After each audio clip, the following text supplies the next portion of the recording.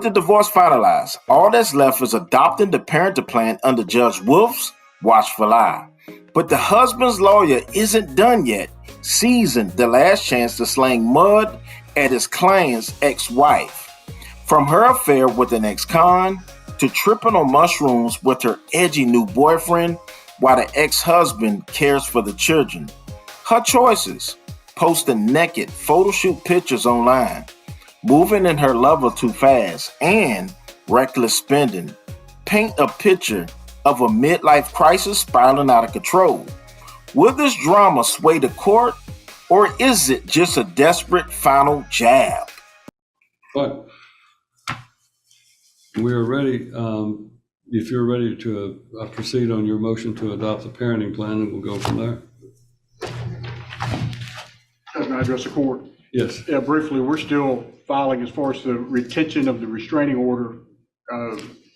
We're objecting to that. So that would be on the docket as well as the parenting plan. Yeah, that's what you said. It was the extension of the restraining order as well as the parenting plan. What? Please, you may call your first witness. Yes, Your Honor, I'd like to call my client, Ms. Valdez, to the stand. Valdez, if you'll come around, please, and I need you to raise your right hand and be placed under oath. Around here. Right here, Your Honor. Swear or affirm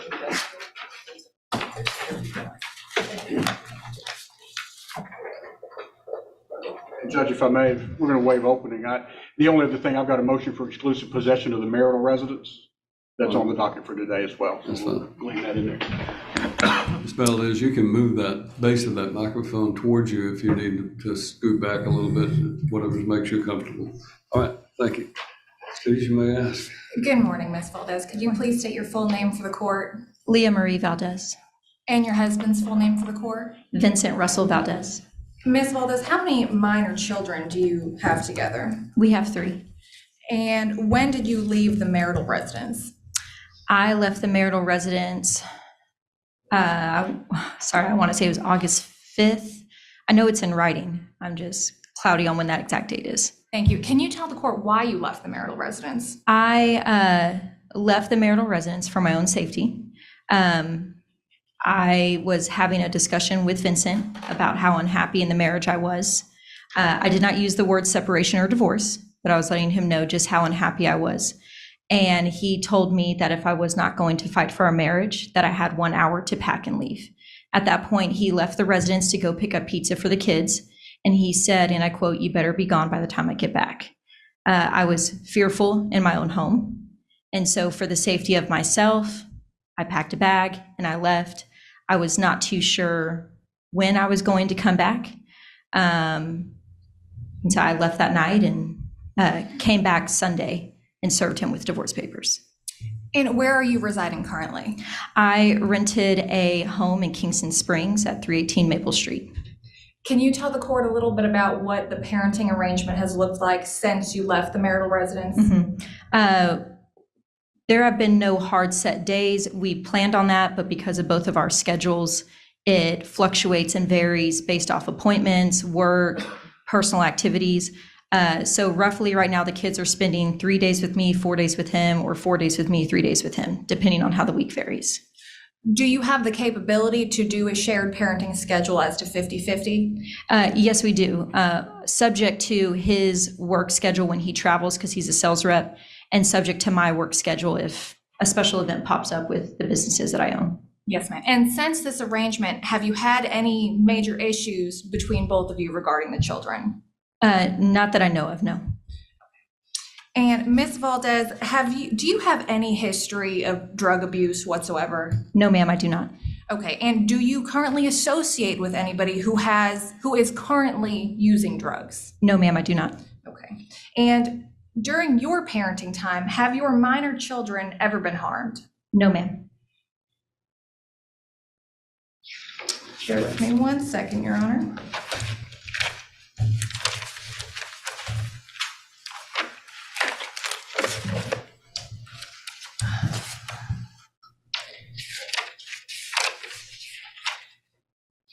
And Ms. Valdez, can you tell the court what your gross monthly income looks like? It varies, but on average, I would say modestly, we're looking at 5,000 to 5,500. And where does that income come from? My first business I own is DeValley Commercial Cleaning Service, and that grosses about 2,000 a month.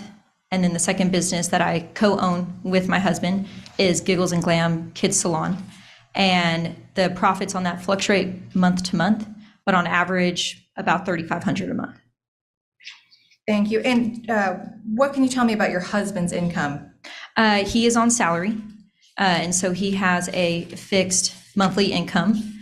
And up until 3 to 6 months ago, he was also acquiring bi-yearly, so twice a year bonuses. But I believe that his employer has removed those. Thank you. And Ms. Valdez, do you think that it is in the best interest of your minor children to maximize their time with both parents? Yes, ma'am, absolutely. And so are you asking the court to adopt the temporary parenting plan we have submitted that shows 50-50? Yes, ma'am, absolutely. All right, Your Honor, I have nothing further as far as the temporary parenting plan goes. All right. You wish to, are there any other issues that you want to address, or do you want to wait and address any of those issues that Mr. Holly is raising? You also had, I believe, a motion for the extension of the injunction. You want to address that with her now? Yes, Your Honor, that'd be great. Ms. Valdez, we filed a motion for a ex parte restraining order. To your knowledge, has that restraining order been served on your husband? Yes, ma'am, it has. And what did that restraining order tell him to do? It told him to return the $10,000 that he, to me, unknowingly withdrew from our business account. And I believe that was it, correct? Has he put the full amount of the funds as ordered by the court back into that account? No, ma'am. He has returned half, 5,000, but he has yet to return the other 5,000. And have there been any consequences of him not returning the other 5,000? Yes, I was not able to pay my employees or my payroll taxes until I was able to secure a $5,000 loan from a family member. Thank you. And has your husband, you stated earlier your husband was a co-owner of Giggles and Clams with you. What has his extent been in business involvement? He has come 3 times to the store to bring me iced coffee. He is not involved. He does not know how to run payroll, schedule, order product. He doesn't even know the code to the back door to get into the store. I run that business solely. So when is it status quo for him to make a $10,000 withdrawal from that business account? Absolutely not. He makes 1 withdrawal a month prior to our separation, and that was at my discretion after I run our profit and loss statement by the 5th of every month for the prior month. And I would tell him via text, this is the amount of money you are approved to withdraw from this business account. This is our profit from the prior month.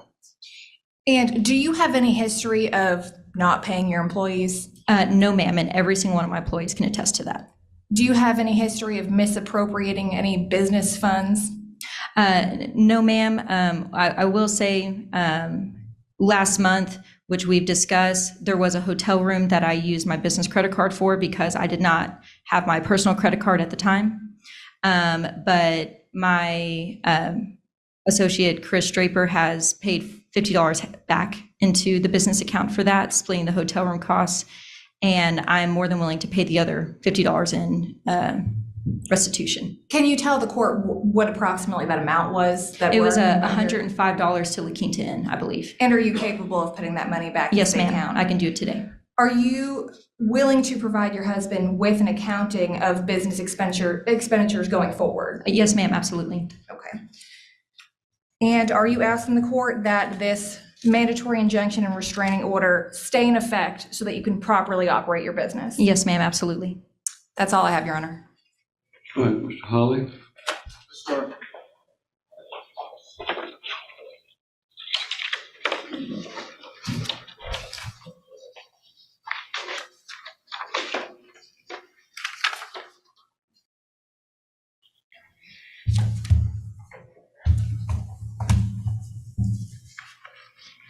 Ms. Valdez, talking about you left for your own safety from the marital residence. You're having an affair, correct? Yes, sir. All right. And you admitted to having the affair to Mr. Valdez after it happened. Is that yeah, you have to say yes or Yes, no sir. to the court reporter, okay? And, before that, this summer, you guys were husband and wife. You took a trip or two, day trip with the kids, did the husband and wife thing. Is that accurate? Regular family things, yes, sir. Yeah. When you left the house, you said that, he gave you an hour to get out and then you left for your own safety. Yes, sir. And you returned Sunday, the next day, right? 2 days later. 2 days later, and you stayed at the house for a week. After I served him those divorce papers, I said, I'm willing to cohabitate with you while we function through the separation and divorce. And it wasn't an issue of your safety at that point then, was it? I left a week later because I did not feel safe anymore because of his volatile emotional state. When you left that night, you said you left for your own safety. When you initially left, you said you had an hour, to get out and all that. Where'd you go that night? I got a hotel room in Gallatin, Tennessee. In Gallatin, and you stayed there with your boyfriend? Yes, he met me there. Yeah. And that's when we consummated our relationship, was that night. I'm sorry? That's when we consummated our relationship, was that night. Okay, so you had sexual relations with him that night Yes, sir.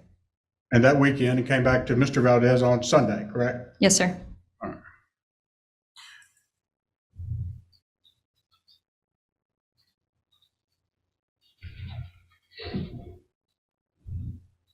So the name of the person you're having an affair with is whom? Christopher Draper. Christopher Draper.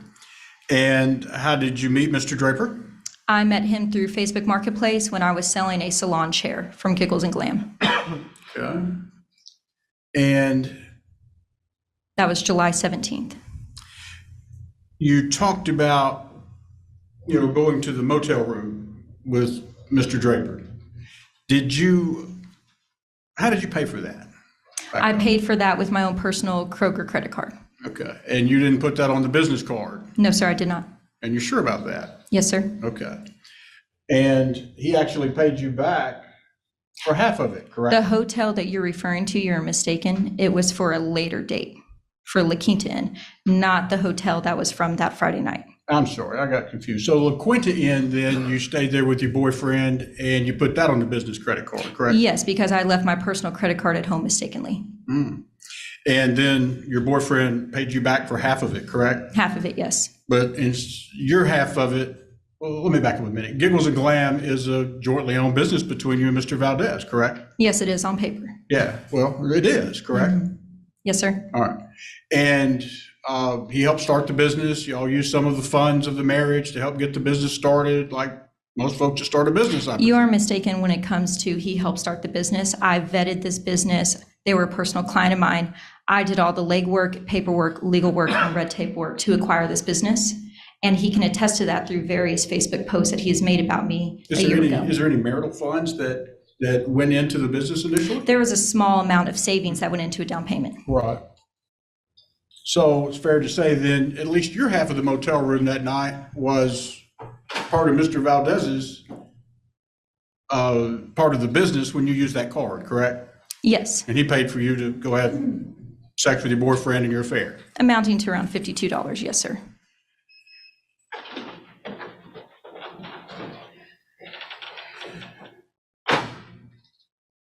So how long have you been seeing Mr. Draper? I have been in communication with him since July 17th, and we consummated our relationship and made it official the night that I left my residence. And I believe that was August 5th, but I would have to clarify that. Yeah.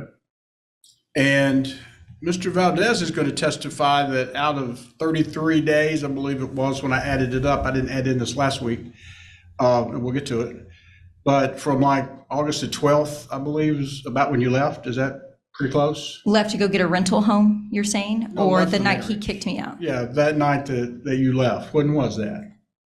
I would have to check back through my text messages because I was texting some personal friends about what was going on and how unsafe I felt to confirm that date. Okay, well, from August 12th to basically this September 18th date that we've got here, he's going to testify that 26 of those 33 days, the kids were with him. Is that accurate? The kids were with him for a substantial amount of time in the beginning because I was setting up the home. I had to buy furniture. I did not want to traumatize the children by bringing them into a new home, separated from their father prematurely. But since I have set up a safe, clean, and capable home, the kids have been with me on a regular basis. How long has that been? Sorry, I'm trying to connect something. How long has it been since I moved in? How long has it been since you've been in a safe and stable home? Since I moved in, I believe August 18th is when I signed the lease and moved in. Well, that doesn't track with what Mr. Valdez is going to say, and I'm asking you if this is accurate. He's going to testify from this August 12th to around the September 18th date, which is about 33 days, that the kids were with him 26 of those 33 days. I believe that is grossly inaccurate. The kids were not with me initially after I moved out to go get my rental property at 318 Maple Street for probably the first 10 to 14 days because I needed to furnish it. I needed to get everything prepared so it was a comfortable environment for them. What he's also failing to disclose is that I came over to the residence every day to cook, clean, and prepare a home for him and the children to provide the children a sense of normalcy. That is what he's failing to disclose. And I would leave in the evening time to go back to my home. Okay. How did the kids take the separation and you taking them off to your place? The kids personally, once they arrived at my residence, were elated. We had toys that my mother had purchased for them there. There were new beds, new furniture, new clothes, food that they normally were not allowed to eat at my ex-husband's house. They were elated to be there. In fact, that night I have it on video, them dancing around to music about how excited they were. I want to show you a video and ask you if you recognize this video coming from your doorbell.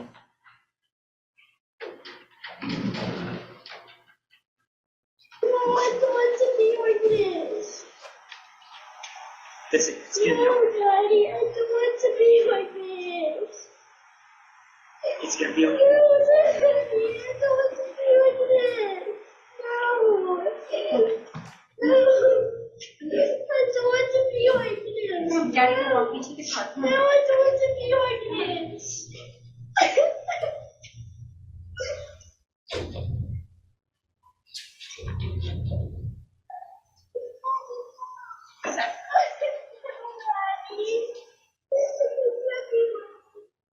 So is it fair to say that your son was taking that kind of rough? Yes, I need to provide some context to that video. Well, that's a yes or no question. It's fair to Yes, say he that was taking it very rough. Your boyfriend, he works at your business now, correct? You've given him a job. Yes, sir, he's a master barber at the salon. He's a master barber at the salon.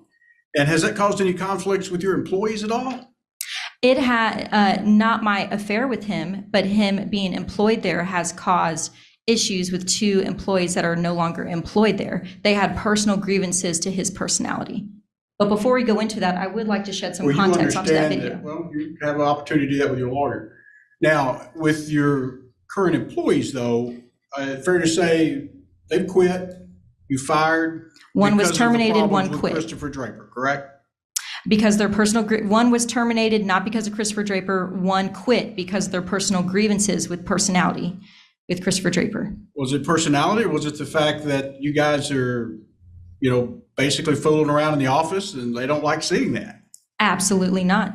Have you ever fooled around at the office, in this business, your joint business? Have you ever fooled around at the office with Mr. Draper? No, sir, I have not.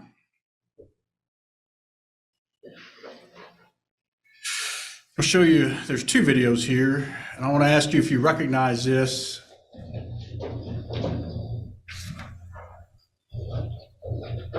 There's no sound. Now, is this your back storage room at the office? Yes, it is. And that's Mr. Draper, I take it. Yes, it is. And he's here today, correct? Yes, he is.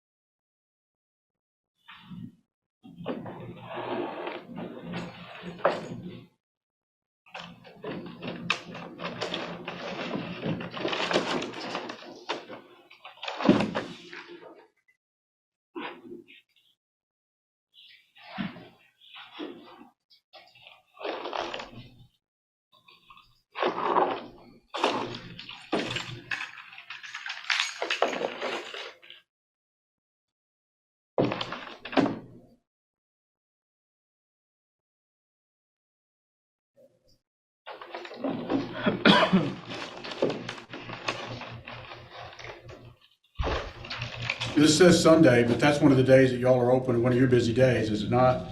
Yes, sir, that's correct.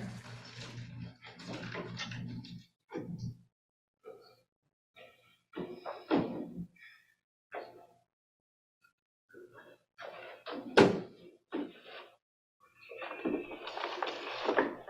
going to ask you if you recognize this video as well. That's your back storage room and you and Mr. Draper. Yes, that's correct.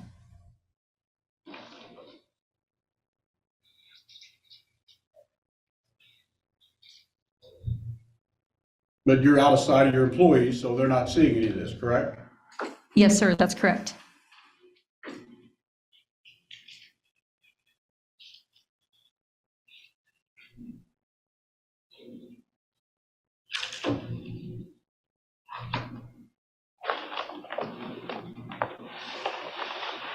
This is the time technically he should be out there cutting hair, correct? He was in between appointments, Your Honor.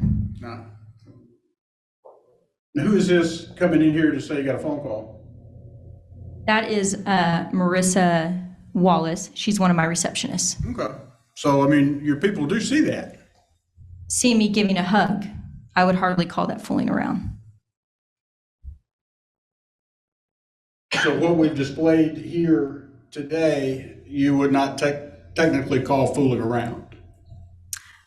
The hug that my employee witnessed, I would not call fooling around. The kissing from the prior video, yes, I guess you could technically label that as fooling around. Well, it's fair to say you recognize two of your employees here today, correct? Yes, sir, that's correct. All right. And if they testified they actually saw this and other things, would you deny that? I know who was on shift that particular day, and Jessica was not on shift, and Kennedy was in the middle of an appointment. So I don't see how they could have witnessed anything in that video besides Marissa Wallace, who was the receptionist that came in. You think your employees talk about everything that goes on there? Oh, absolutely. Absolutely, they do. Okay. So we've talked about you spending money for your boyfriend at the motel, the business funds for your boyfriend at the motel. Have you spent any other business funds with your boyfriend? There was one purchase as a gag gift for our joint friend for his birthday, which Christopher Draper has paid back in full to me, to the business account. I use the business account because it is tied to an Amazon account. And that was for a gag gift, which is called a pocket pussy. But it was a gag gift. It was not for our quote unquote illicit affair.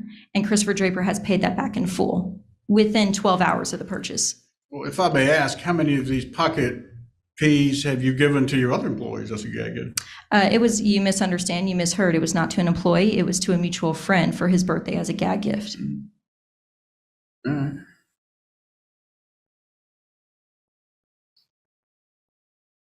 What about, is there anything else?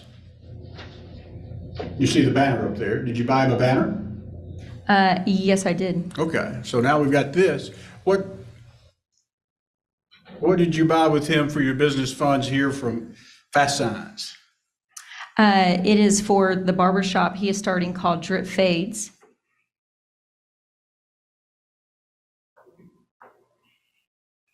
Okay, and this is a picture of the banner that you got, correct? Yes, sir. Drip Fades, Love is King. This is still a child barbershop type thing, or is it? No, well, he does service children, but this is an adult salon, an adult barbershop. All right, and you're helping him get started with that? Yes, I am. And you're using your business funds of Mr. Valdez apparently to do that? No, I believe I purchased this with my personal credit card. Okay, I'll let Mr. Valdez show that. Do you believe or are you certain? I believe. So you're not certain? Well, quite frankly, you have me second guessing myself based off the amount of evidence that you're bringing up on the screen. Well, I understand that does have a tendency to make people second guess themselves. Why would that make you second guess yourself? I think it's natural to be a little bit nervous when being attacked, and my personal information that I have no idea how Vince has come upon unless he's hacking my computer or my emails. Of course, it makes me a little bit nervous. Okay to lie as long as you don't get caught? Is that what you're saying? No, sir, that's not what I'm saying. Have you referred business to Mr. Valdez? I mean, have you referred business to Mr. Draper? I'm sure. If we could not take in clients, yes, I have referred them to what I call our associate barber, as he has referred business to me. So as far as the making out and the business funds being spent on Mr. Draper, do you think that's good for the business that you and Mr. Valdez have? I think as long as it does not damage the clients, the employees, or the revenue of the business, I think that it is irrelevant if I kiss my boyfriend in the back room. Okay. Well, you understand you got two employees here that are no longer your employees, correct? Yes, sir. And they're going to testify it was a problem. You understand that? Yes, sir, I do. I also have double the amount of employees that will attest that it's not a problem for Christopher Draper to be there. Did you go on a trip with your boyfriend this last week? Yes, sir, I did. Where'd y'all go? We went to Morgantown, North Carolina, as I was running a 18K. How long did y'all stay there? We were there about 48 hours. Okay. How did you pay for that? With my personal credit card How are you going to pay that off? from my own personal income. From Giggles and Glam? Giggles and Glam and Valley Cleaning Service, yes, sir. All right. So in a roundabout way, Mr. Valdez is paying for your trip with your boyfriend. In a roundabout way, I guess you could say that he is. All right. So you've taken other trips with your boyfriend, quite a few, correct? The only other trip I can think of was, no, we have not taken any long trips. We've driven within an hour of my residence to go hiking or to go camping, but I wouldn't call those trips necessarily. You do that rather frequently. How many of those have you taken? We went hiking for 3 hours. It was a day trip. We left at 10 a.m. We were back home by 3 or 4 p.m. That was about 4 or 5 weeks ago.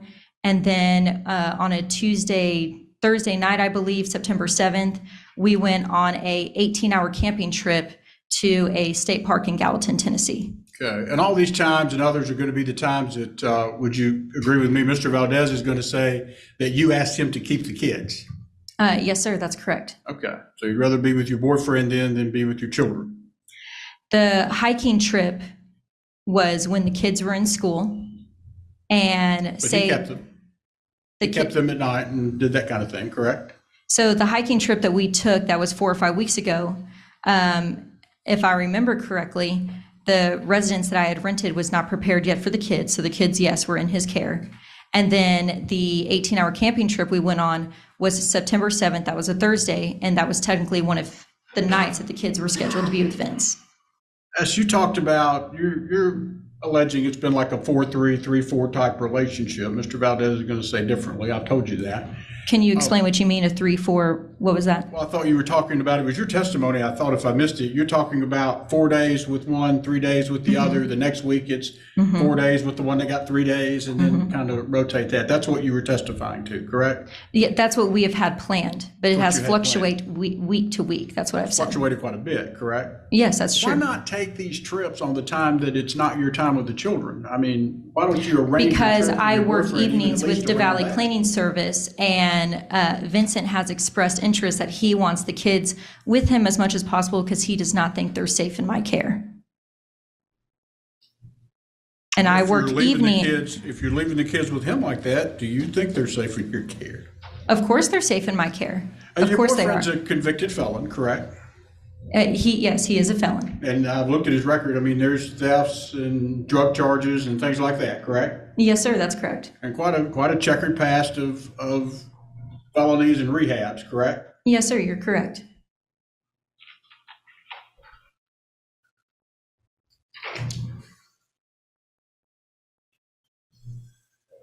Can you understand why Mr. Valdez would have concerns about the kids being around your boyfriend? Naively, yes.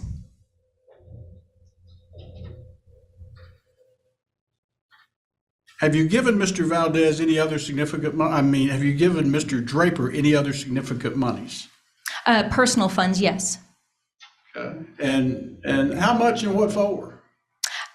So with the commute back and forth with our relationship, he failed to qualify for a personal loan for a motorcycle. And so out of a personal credit card, I funded him roughly $3,500, which he's making monthly payments to me personally for that motorcycle, just so he doesn't have to spend money on gas quite as much to come see me and to travel to and from work. Is he not living with you? He does stay at my residence from time to time. Yes, sir. I've got Facebook posts where he called it home. Yes, he sees it as home, very much so. He's living with you. Yes, he is living with me. All right. So what kind of motorcycle did he get with your funds? I believe it was a Kawasaki.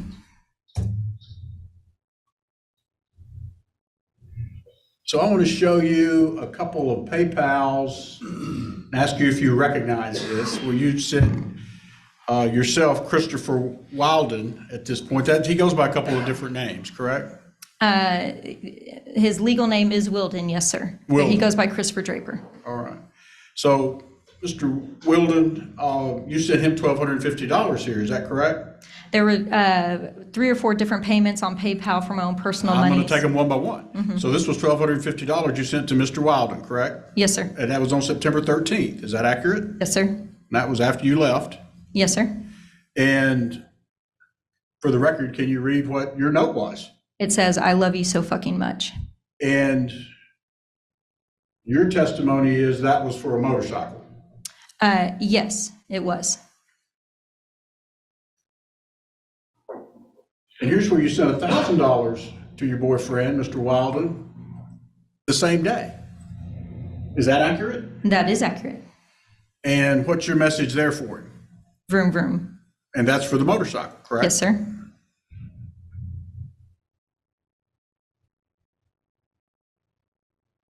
And here's another $1,000 for the same day. And what did you put in the notation for it? Round 2 And again, this was money you sent to Christopher Wilden. for the motorcycle.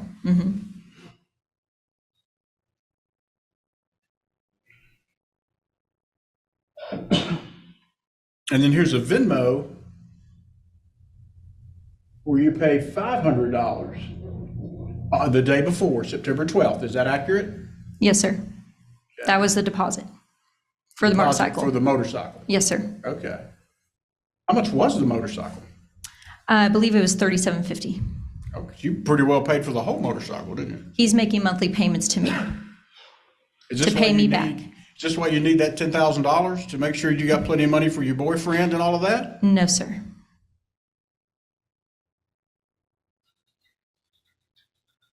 That $5,000 that you got back from the business initially, is your testimony that none of that money would be traced to this? None of that will be traced to this. Where'd you come up with the $3,750 then? This was a PayPal credit card that I qualified for about 5 weeks back, totaling, I believe it was $6,700. Here's where you're paying him $20 for a referral. He's paying me $20 for a referral. Any client that we could not take into Giggles, meaning we were too booked, instead of them going to Great Clips, Sports Clips, or something like that, I would refer them to Christopher Draper, and he would send me a referral reward from his own personal money as a thank you. He has also sent me a handful of clients as well. Why did you not have time to give someone a haircut on August the 26th then? Because Or we were before fully that? booked, sir.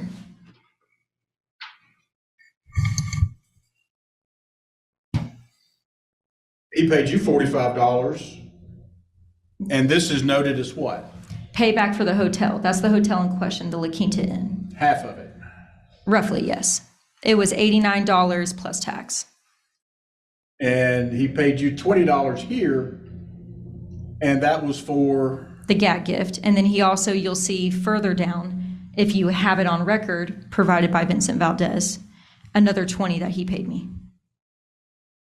and this was a gag gift, you said, for him? Yes, to our friend Noel. He had just gotten dumped by his girlfriend and was lonely, and we thought it'd be hilarious to get him a sex toy. How much was the toy? $39.99 on Amazon plus tax.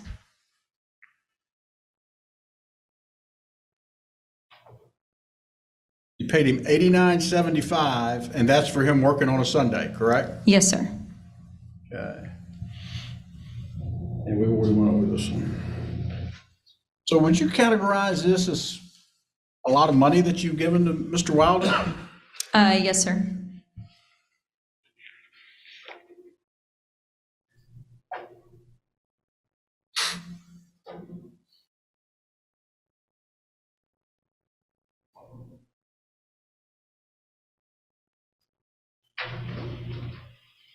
To your knowledge, what is his criminal history? It is varied. There is a lot of petty stuff on record for him in Indiana and Tennessee. He does have a felonious charge that he served time for what I believe was identity theft. He, at the time of his incarceration, was granted the privilege of going into drug court, which is very rare, where he got clean from his addiction. He has now been clean for 5 years and has been released from jail, I want to say 3 years now, 3.5 years he's been out. What petty stuff then? Let me ask you that. What's the petty stuff on his record that you know of? I mean, the last time I looked at it was 8 weeks ago when I ran a background check after we first met. I mean, it's everything from, goodness, forgive me, I don't know the right legal wordage for it. When you talk back to an officer, when you're not cooperating with them, speeding tickets. I believe there was also a past due license he was driving with. There's also petty theft, little things like that. Well, I know you call them little things, but you know, They're not felonious, so let's clarify. There was one felony charge on him. Okay. You call them little things. Mr. Valdez is very concerned about his children being around this character. You understand that part? I do understand And that. you've had your children around him, correct? He's met your children. He has met my 2-year-old Sage after I take Sage to the therapy appointments that I have scheduled myself that my husband failed to do. And that's the only one that he's been around? Yes, sir, for no more than 5 minutes at a time. You have plans to let him be around your children though, correct? In the future, yes, I do.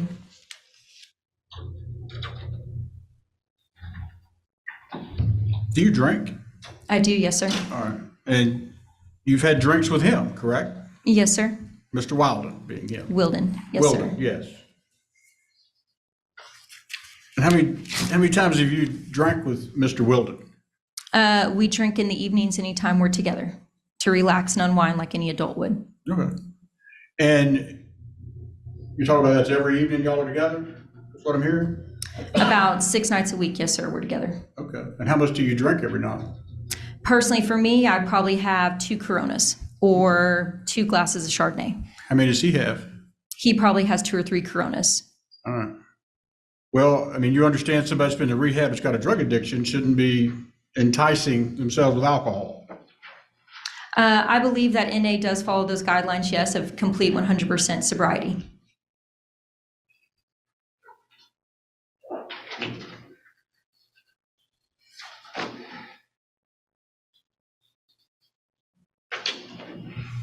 I'm sorry, can you repeat your answer to that? I said I do believe that NA, which is Narcotics Anonymous, does adhere to the philosophy that someone in recovery should adhere to 100% sobriety. Should what? Adhere to 100% sobriety. Okay. And he's not been doing that if he's drinking alcohol, correct? Factually, yes, that's true. And again, you think that's okay to have around the children at some point? I think that alcohol is okay to have around children. I fail to see the point you're trying to make. The philosophy that NA holds is one of a personal choice. It is not mandated.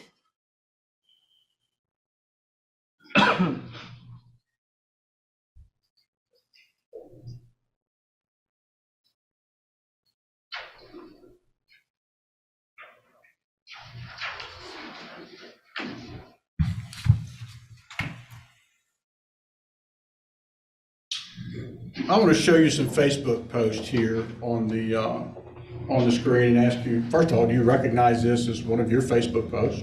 Yes, sir. And that's you and Mr. Wilden, correct? Yes, sir. What does lock and key mean? It's our pet names for each other. I'm the lock, he's the key, meaning that we are soulmates. So Mr. Draper puts on here, that's Mr. Wilden as well, correct? Wilden, yes, sir. Sorry. And you can steal $10,000, but you can't steal Joy. He tags you, correct? Yes, sir. And he's talking about this $10,000, right? Yes, because at the time of that post, I was distraught, thinking I would not be able to function my business past the next day. This is you and he at the business? Yes, sir, at the barber shop that he works at. Who took that picture? One of his clients, Bob. Another photo of you and him on Facebook? Yes, sir, we were cooking salmon together that evening. Okay. Your Honor, I'm just going to object as to relevance because we've already established that she's seeing this individual and we're getting off track from how this has anything to do with the business. What's the Well, relevance, Mr. Hawley? as for the motion to adopt the parenting plan concerning the children, I think every bit of this is relevant. Overrule the objection because I'm allowing it solely for that purpose as to whether or not, how it affects the court's decision on a parenting plan. We're at a pause, so we're gonna break for lunch. We're gonna recess for lunch until 1:30. All right. Court's in recess to 1:30. Anything else before we resume the Valdez? Valdez, if you'll come back to the witness stand, please. Well, let's see now, I think they wanted to know what order you.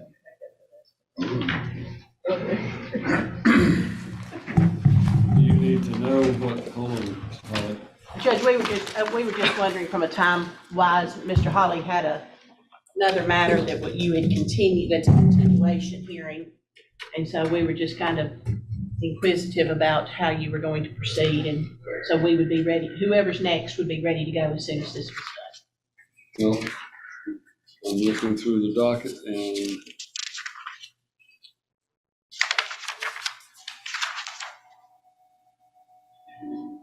Mr. Potter and I have the Bradford matter, Ms. Jackson and I have. Bradford matter is next on my docket, followed by the Williams versus Williams, followed by Laboring. But then you skipped. Labour. Mr. Hawley wasn't here earlier in this gentleman's case. They were skipped because Mr. Hawley wasn't here. It's Holcomb. Mr. and Ms. Holcomb. How long is the Holcomb case gonna take? Maybe 2 minutes of oral argument. We're kind of down to that right now. Well, we'll take you out. We'll take you up after Valdez, and then we'll take up the Bradford case. Thank you. That'll be Thank the you. order. Judge, how long is your Bradford case going to be? Hour or so. We have both our witnesses testifying. 1 to 2 hours, which means 2 hours. That's all we do, man. All right, so about an hour left, 2 hours.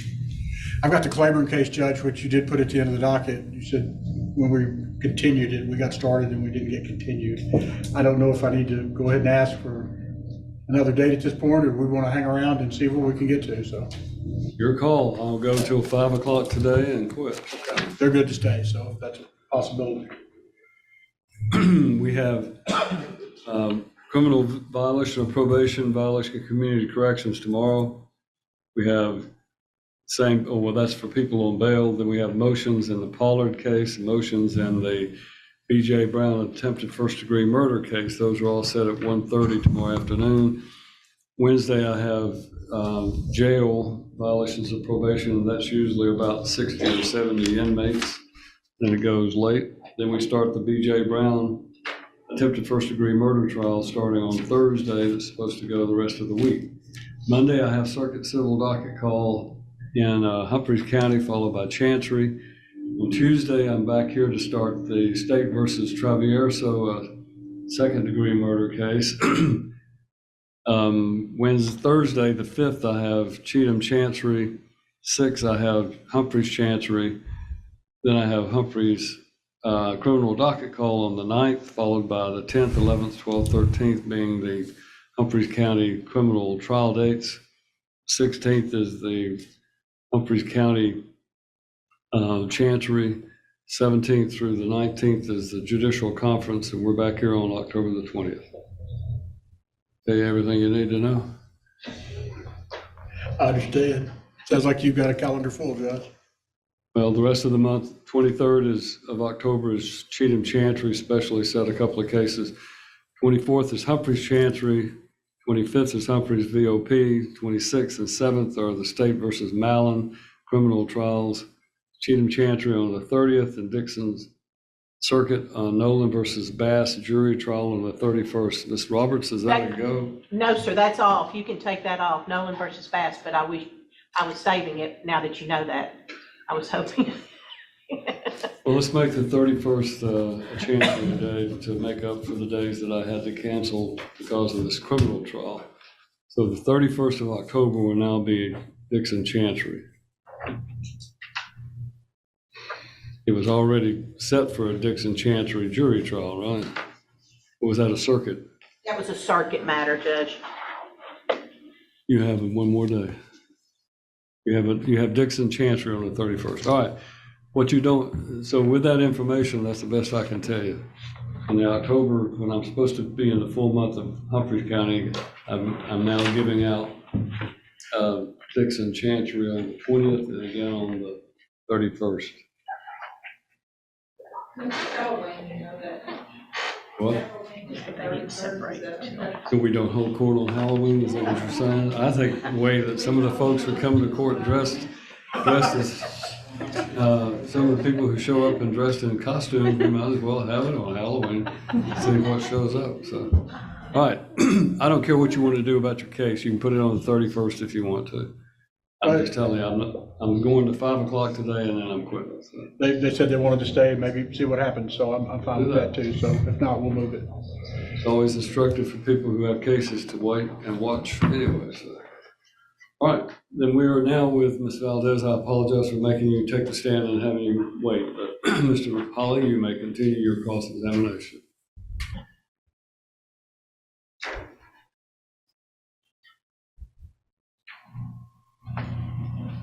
Ms. Valdez, I'm going to show you a Facebook post and ask you if you're familiar with this post this morning. Yes, sir, I am. And what does that say? It says, on our way to battle. What are we battling today? It is Ms. Valdez? It is a metaphor, Mr. Hawley. A metaphor is a use of symbolism. Well, when you use a metaphor, you're kind of implying some things. What are you implying here? Your Honor, I'm going to object. She's not implying anything. This isn't even her post.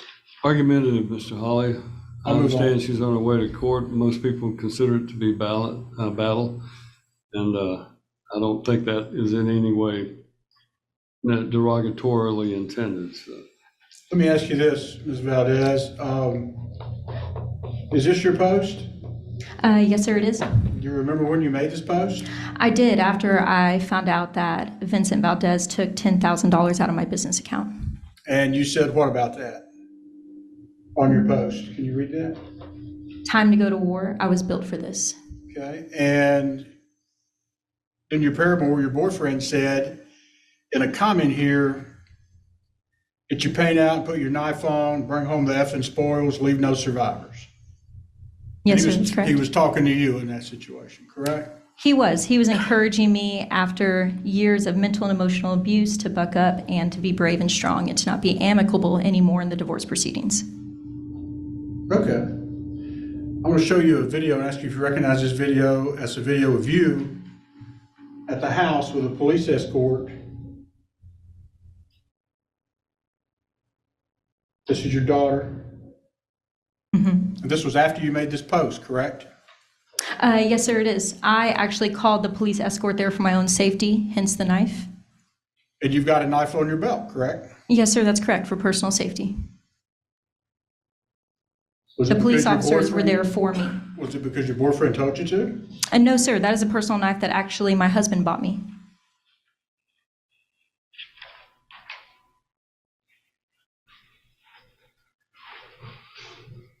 You had the police there as well, correct? For my own personal safety, yes, sir. Yeah, and you still felt like you had to wear a knife? That was for my own personal safety. Yes, sir. And you talked about, you need this money for your business funds, to be able to pay employees, things of that nature. You did a photo shoot. Yes, sir, I did. And where did you do a photo shoot at? At Studio 110 by Holly Douglas in Gallatin, Tennessee. Okay, and when did you do that? Where? When? I did that, I want to say it was the first week of September, last week of August. I would have to look back at the dates. It was after you separated, correct? Yes, sir, it was. Sure. How much did that photo shoot cost you? $2,800.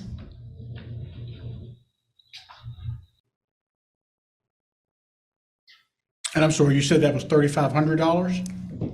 $2,800. $2,800. Where did you get the money to do that with? Personal loan.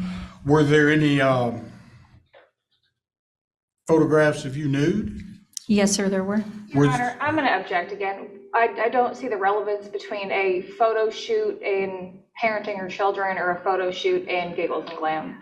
I could have another question or two. I'll be glad to link that up, but this was actually on the I'm going internet. to reserve ruling on it till Mr. Holly is able to show some relevance. And was this on the internet? The nude photos were not, but the ones where I was in teddies and other undergarments were. But you did have the nude photos on the internet with a blackout, correct? Yes, blocking out the exposed area. Okay. And that was on the internet, correct? It was on a TikTok, yes, sir. Are you concerned about your children seeing that at some point? No, sir, I'm not, because they do not have a TikTok unless their father shows them that video. Are you concerned about any day them seeing that about their mother on the internet? No, sir, quite frankly, I'm not, because no nude area is exposed.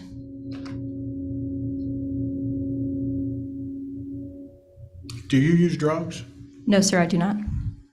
Could you pass a drug test today? You know, we've kind of requested one in the parenting plan and in the motion. Could you pass a drug test today? What kind of drug test are we talking about? Well, let's talk about a hair follicle 10-panel drug test that may go back 6 months. No, sir, I would not pass that. Why would you fail that then? Because in the past, I have used shrooms. Shrooms. Yes, sir. What Mushrooms. are shrooms? It's hard to explain, but you ingest them and they make you feel euphoric for a few hours. Okay, and you're referring to mushrooms, correct? Yes, sir. They are illegal. Yes, sir. Okay, and when's the last time you've done mushrooms? About 3 weeks back. 3 weeks. So it would have been after the separation as well. Yes, sir. Who did you do mushrooms with? I did mushrooms with Christopher Draper in the privacy of my home when my kids were not present. Okay, and he did them with you? Yes, sir, he did. Okay. Did you have any issues with someone that's going through rehab having a relapse by using mushrooms? Well, that was not his drug of choice when he was in rehab, so I would not call that a relapse into methamphetamines. So methamphetamines was his drug of choice? Yes, sir, at the time it was. Okay. And being addicted to methamphetamines and going through rehab and drug court and battling countless felonies, it's still not considered by you to be a relapse if you're doing mushrooms and drinking alcohol every night. I did not say that I was doing drugs every night. Yes, I have a Corona every night after running my 2 businesses and I get home. And again, where were the kids when you were doing mushrooms? Were they with their dad? They were with, yes, their father. Okay. And you feel comfortable with the kids being with father while you're conducting this type of activity? Is that a trick question? Of course, I feel comfortable with them being with their father. Do you have any issues with Mr. Valdez having exclusive possession of the marital residence since you moved out? No, I offered that to him in the original MDA. So that's really unopposed today. He can have the marital residence. I've always felt that way, yes, sir. Okay. May I have just a moment, Your Honor? Right. That's all I have, Judge.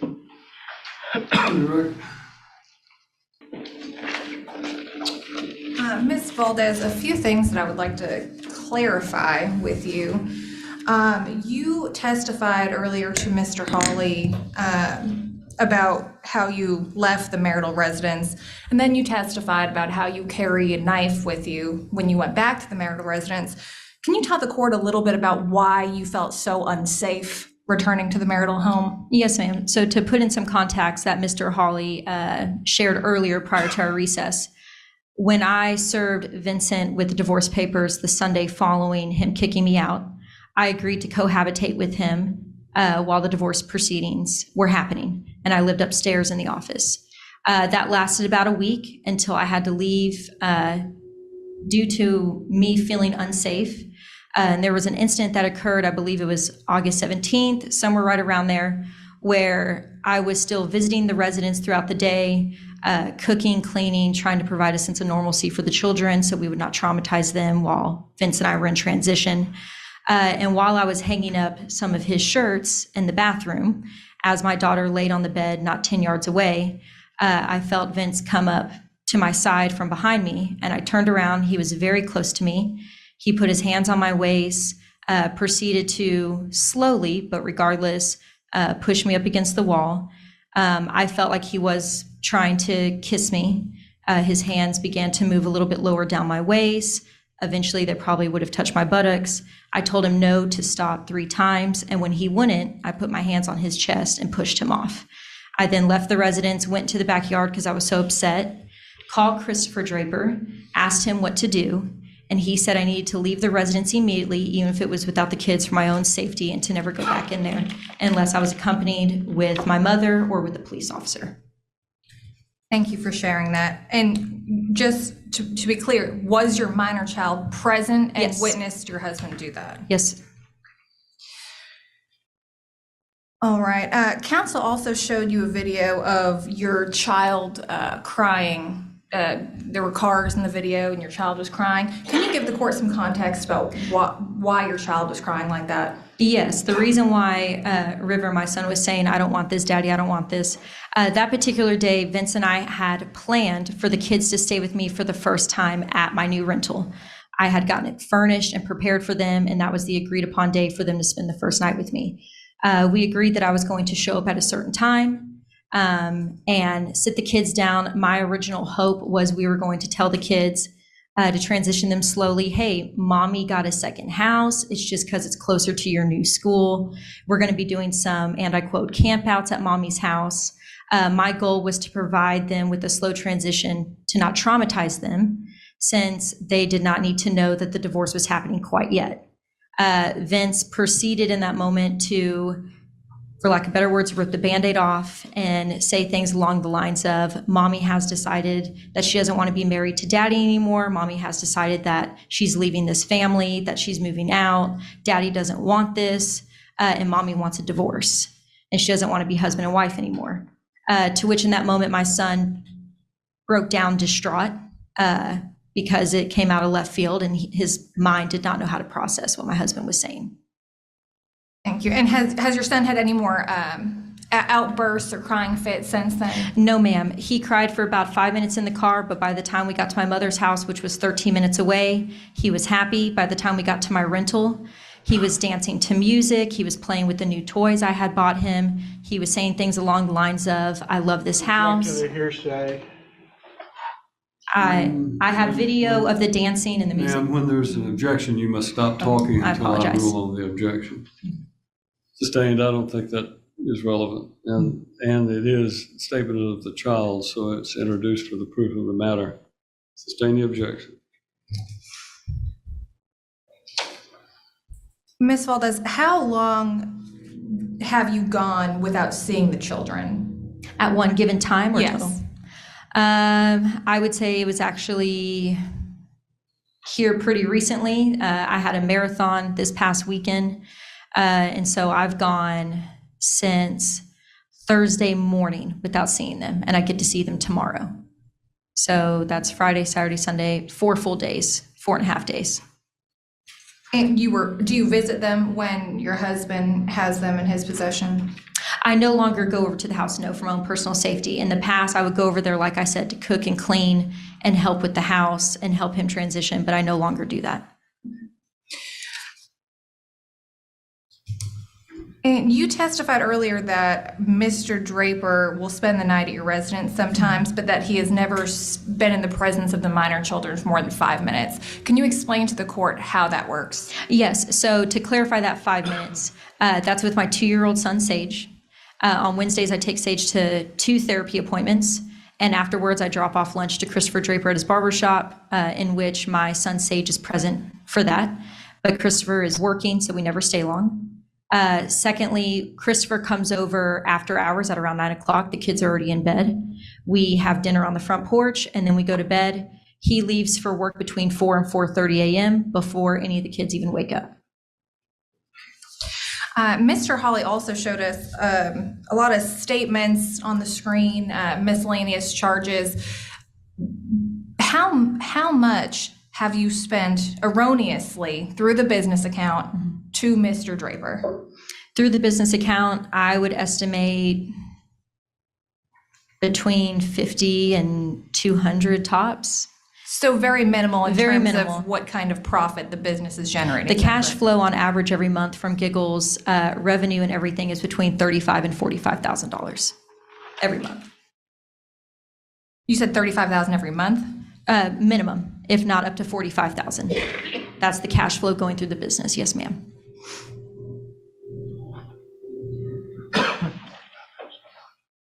And the credit card account that Mr. Hawley put up on the screen earlier, was that your credit card account? Are we referring to the PayPal? Yes. Yes, that is my own personal credit card that I took out after Vince and I separated.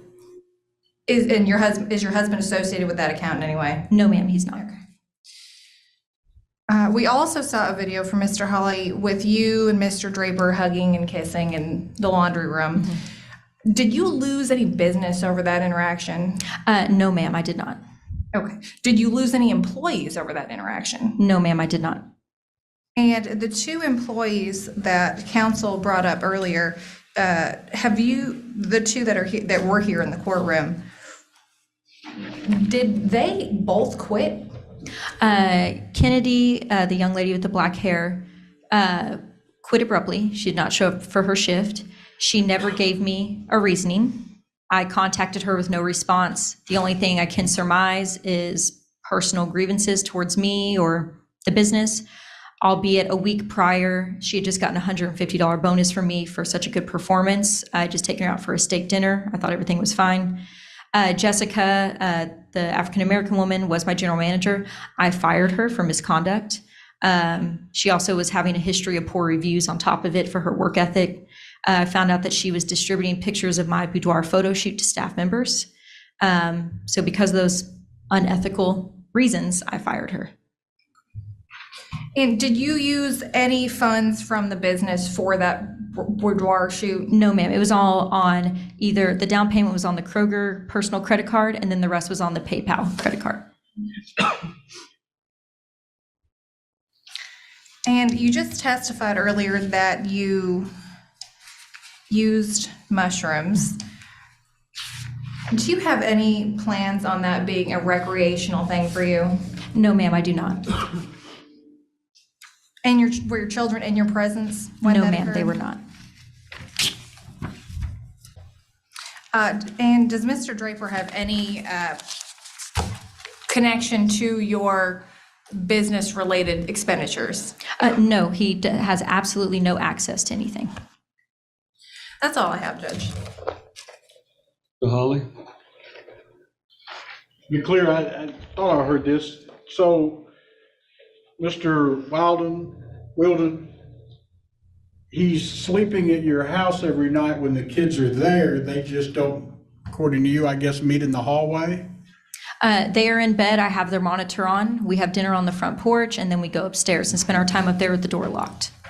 You said that in the process of this fear that you had with Mr. Valdez at one point, you called Mr. Draper and he kind of told you what to, or Mr. Wilden, and he kind of told you what to do. Wilden kind of told you what to do, correct? Yes, he said I need to leave the residence for my own safety. Okay, so you rely on him and you kind of are doing what he told you in that situation. I sought him for counsel, yes. Okay. Are y'all drinking every night and then going to bed with the kids there? We drink about 5 nights a week, but I think there's a difference between getting intoxicated and having a beer in the evening. And we are not getting intoxicated every evening. Again, back to my question, it would be, the answer is yes, that you are drinking every night while the kids are there with Mr. Wilden. Yes, we are having a beer when my kids are present. Why are you hiding Mr. Wilden in from your kids? Because I do not think it appropriate to introduce them to another man in my life until the divorce is final. But as long as they don't meet in the hallway, I guess that's a risk, yes. nothing further. Anything further? No, Your Honor. I'd like to call Christopher Wolfe. I have a few questions before you do that. Let me describe for me what the situation was before your separation regarding the children, when you and Mr. Valdez were living together. Tell me how that went. Sorry, Your Honor, you mean the child care situation, what it looked like? I was the main child care provider. Even though I own these 2 businesses, I was more or less a stay-at-home mother. I took care of all the dental appointments, ballet appointments, soccer, therapy, grocery shopping. I even homeschooled them from preschool up until 6 weeks ago.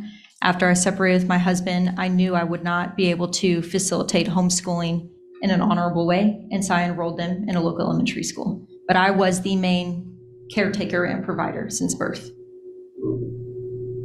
And if your lawyer asked you if you plan to use the shrooms, mushrooms as a recreational thing in the future, you weren't planning to do that for the future, why do it at all? It was an opportunistic experimental situation where they were gifted to us. And quite frankly, we were curious. Anything further?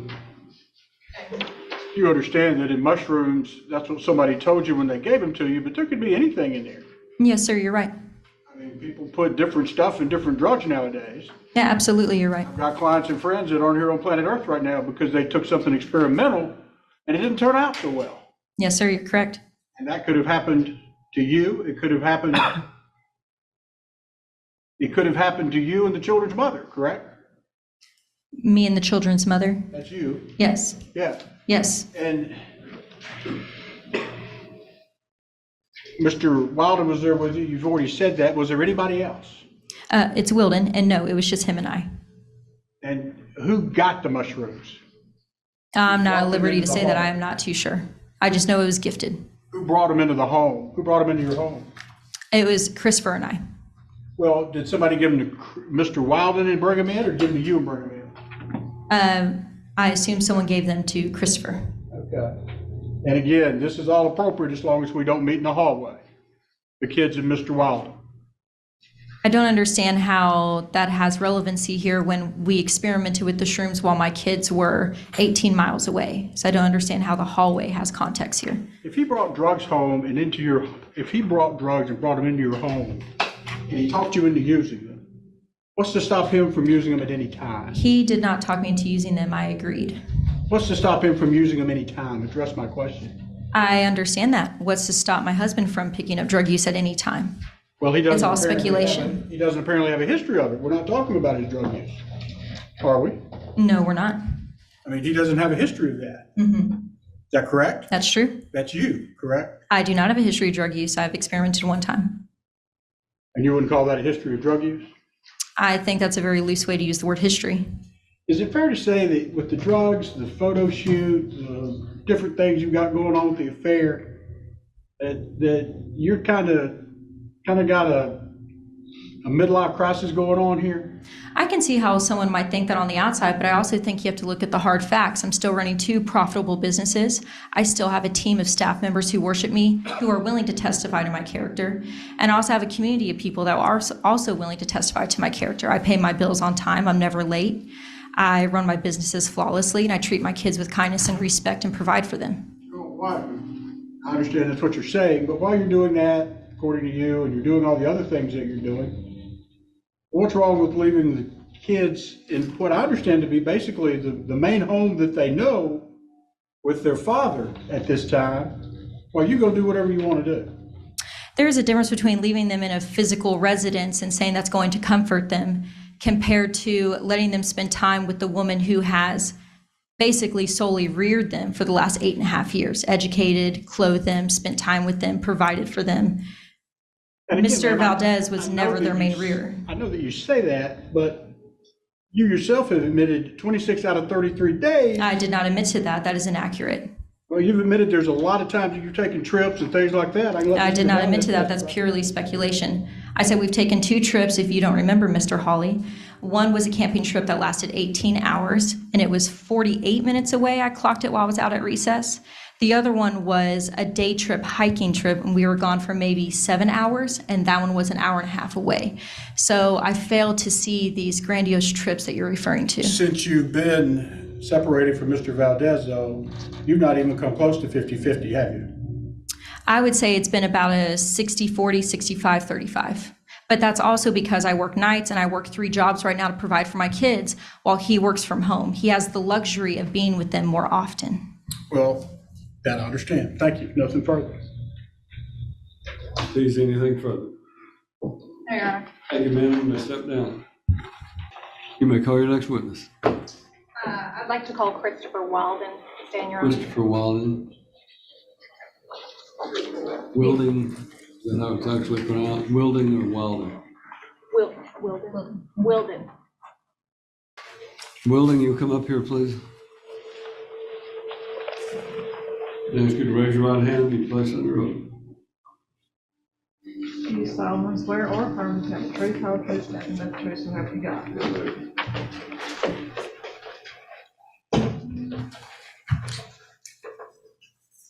Mr. Wilden, could you please state your full name for the court? Christopher Ryan Wilden.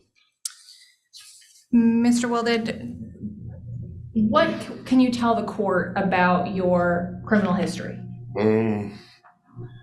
It started when I was about 19 years old, and it ended about 6 years ago, 6 or 7 years ago. Petty thefts, possession of marijuana, possession of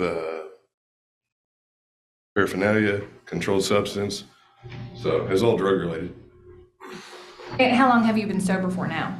5 years. From which substances? The only thing I do is drink alcohol. So, I mean, you're talking opiates, methamphetamines, Adderall. I haven't taken anything besides ibuprofen. And what kind of program did you go through once you were released from prison? So part of my agreement when I came out of jail, because this last time I finally decided to change, I went through Indiana and cleared up all my charges up there, cleared my charges down here. And on my last charge, I was gonna be sentenced to do 3 years. I'd never asked for drug court or any type of rehabilitation, never been in any or anything. And, my real goal was to get back to my daughter. So I went through a drug court program, Sumner County Drug Court. It's one of the top in the nation. There's other drug courts that fly them out to teach them how to run a drug court. And, I don't know the exact numbers, but they're over triple the national standard of success rate. So what happened was I got out, when I first got out, I had 3 drug tests a week.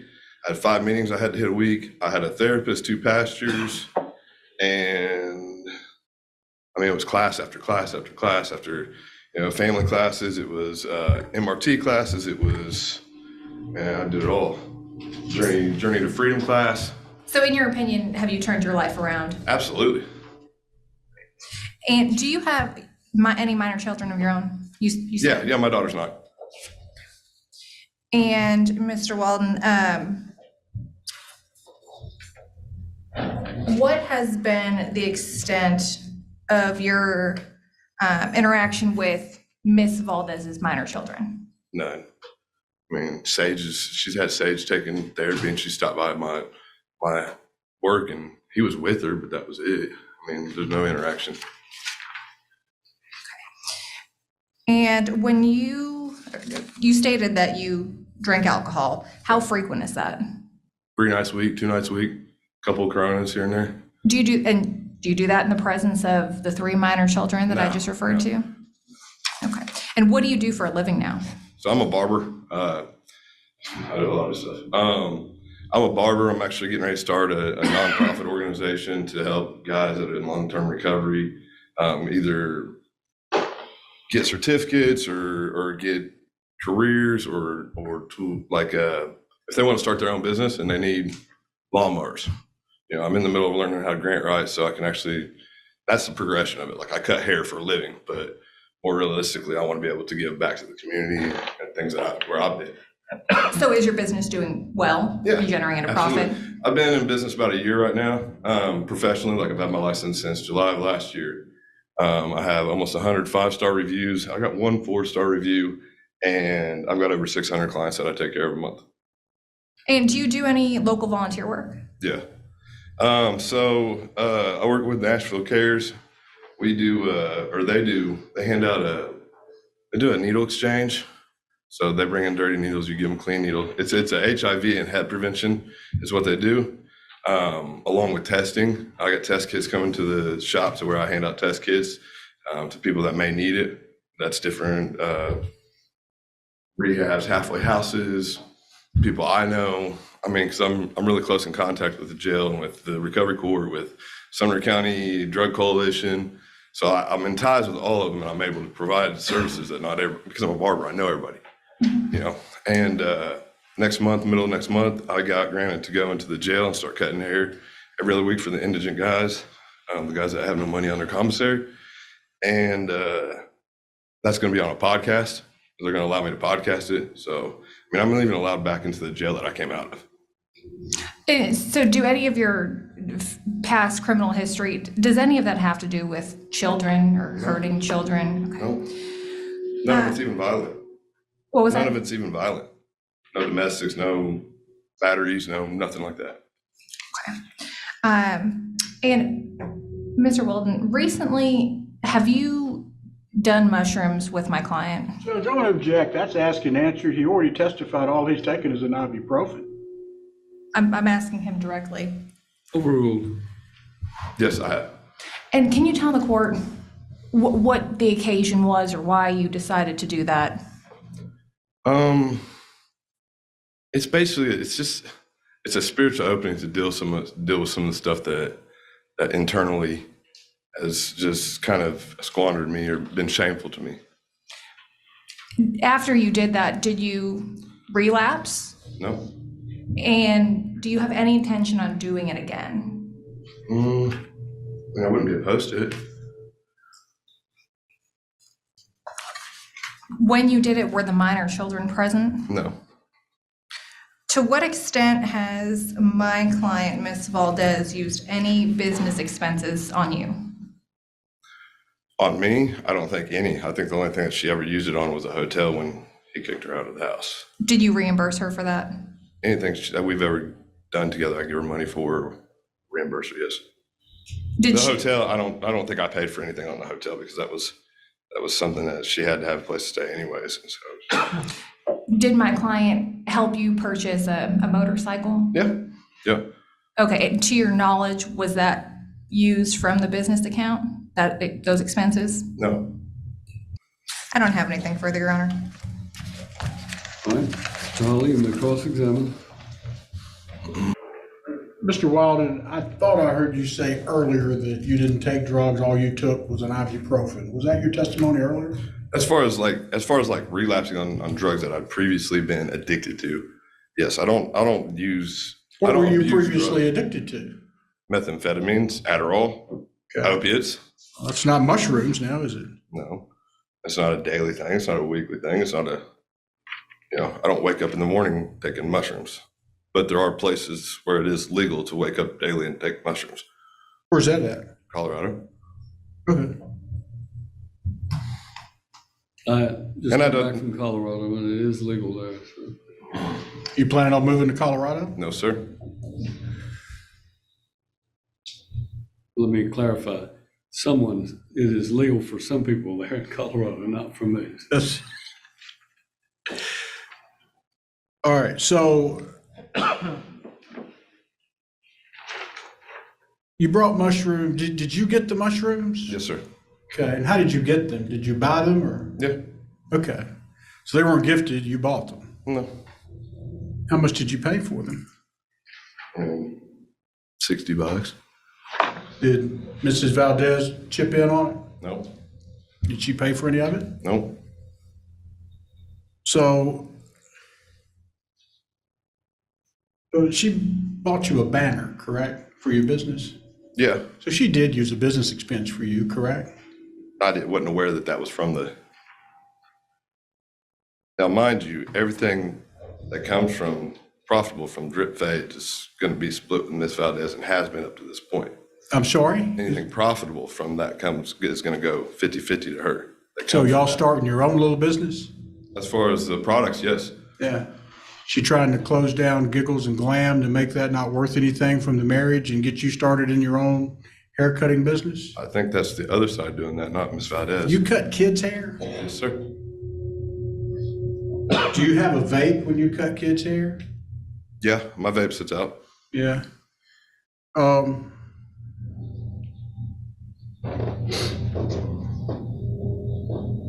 And it's actually normally in a basket, but yes, it has sat out on the counter when I come back in.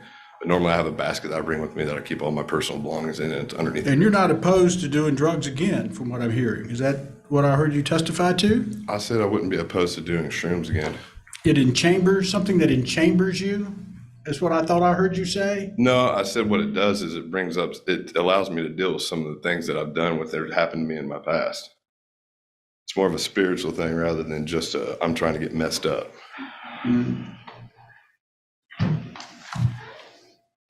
So you're on some sort of spiritual quest to do mushrooms to help out your psychological issues? Is that what I'm hearing? No.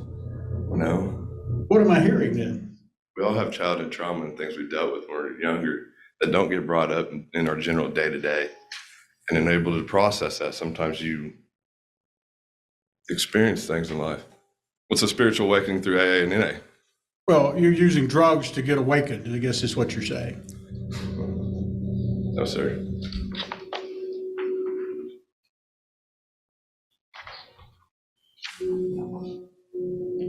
And you spend just about every night with Miss Valdez at her place? Yeah, most nights. You call that your home? Yeah. Yes, sir. That where you live? I walked in, it felt exactly like home. Is that where you live? No, I have an address at 2525 Leeville Pike. Do you pay any of the bills with Miss Valdez? No, I discussed it. Do y'all just have a deal where you bring in shrooms and drugs and things like that, and then you get a motorcycle? I'm going to object, Your Honor, as being argumentative. Oh, Judge, that's a fair question. If he's bringing in shrooms to Miss Valdez, you know, is it one of these deals where you're bringing in shrooms to Miss Valdez and she's buying you a motorcycle or giving you a loan for a motorcycle? And when Miss Valdez left her house and wasn't allowed to take anything from her own house. Mr. Wilden, I'm asking you a specific No, question. sir. No, Did sir. you swap the shrooms for anything with the motorcycle? No, sir. No, sir.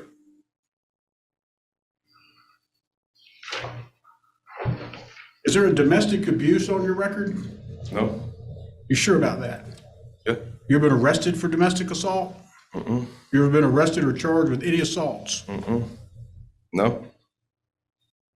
Are you on probation in any way right now? No, sir. Okay. I'm sorry, what was your answer? No, sir. So what would you think that they would say at drug court if they knew you were taking shrooms right now? They'd probably recommend me to get some classes or do something like that. They'd ask actually, they'd probably ask me what was going on with me and why I was doing it first. And then I would explain it to them.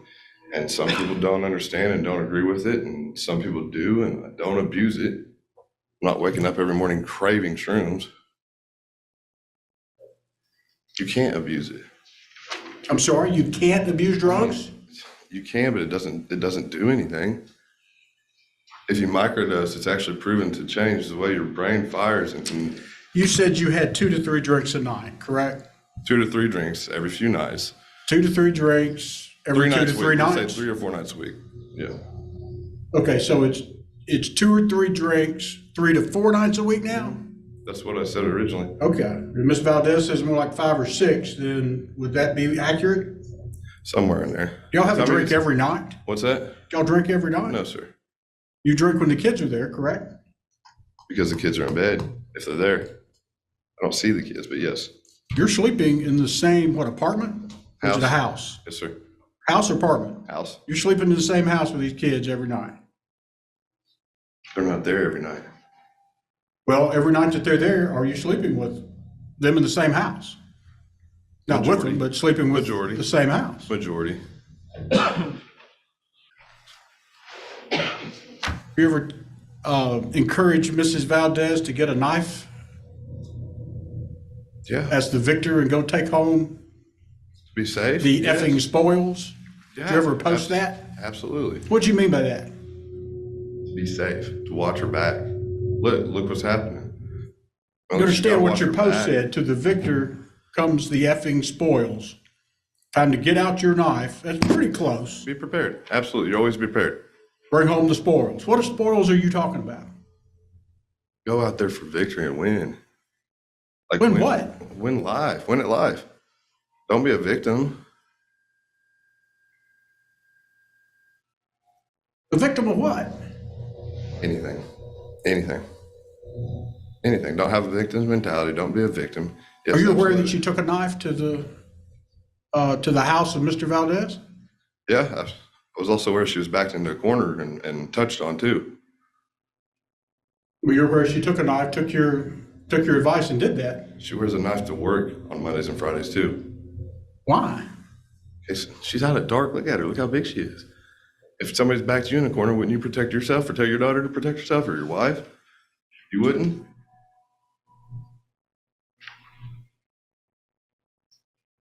And just to be crystal clear, you're testifying you are a barber, Yes, sir. master barber, Yes, sir. and you cut kids' hair. Yes, sir. How many heads of hair do you cut a week over at Giggles and Glam? Oh, only like 5 or 6. Is that? From Did they know- from noon to 3. Do they know about your history while you're cutting the kids' hair, the parents? I'm not opposed to tell them. You're taking shrooms and I'm not opposed to tell them. you're not opposed to How do you telling- think? How do you think everybody found out? Do you think about that's my good for history? business? Absolutely. Somebody's come back that had a 3% chance of coming back and did. That did mushrooms last week? Am I shooting dope behind a trash can? No, sir. Am I stealing? Am I lying? Am I cheating? No. No, I'm not afraid to tell anybody what I've went through and what I've went through and where I'm at. Nothing further. Anything else? Just real quick, when you said that you were having a few drinks while you were at Miss Valdez's home, are you ever so inebriated that you can't help if anything? Object to the leading question. How intoxicated do you get when you're at Miss To Valdez's rule on home? your objection sustained. Go ahead. How intoxicated do you get when you're at Miss Valdez's home? I mean, it's 3 or 4 beers. It's not very intoxicated at all. I can coherently do anything I do generally. I could cut hair, I can talk, I can write, I can do math and calculus. I mean, you know, like I don't get inebriated at all. It's not inebriation. Okay, thank you. Nothing further. Thank you. Well, not very intoxicated, but you are intoxicated. At my home, Well, if you're Well, calling Miss Valdez's home your home, yes. yeah, at home, yes. I'm not driving. I'm not putting kids in car. I'm not. You're missing my I'm not question. even interaction with kids. You're not very intoxicated, but you are intoxicated is what your testimony is today with the children in the home, Miss Valdez. As intoxicated as 3 or 4 beers will get you. Nothing further. You testified a moment ago that you had been sober for 5 years, is that Yes, right? sir. So what is your definition of sobriety? Everybody's recovery is a little bit different. For me,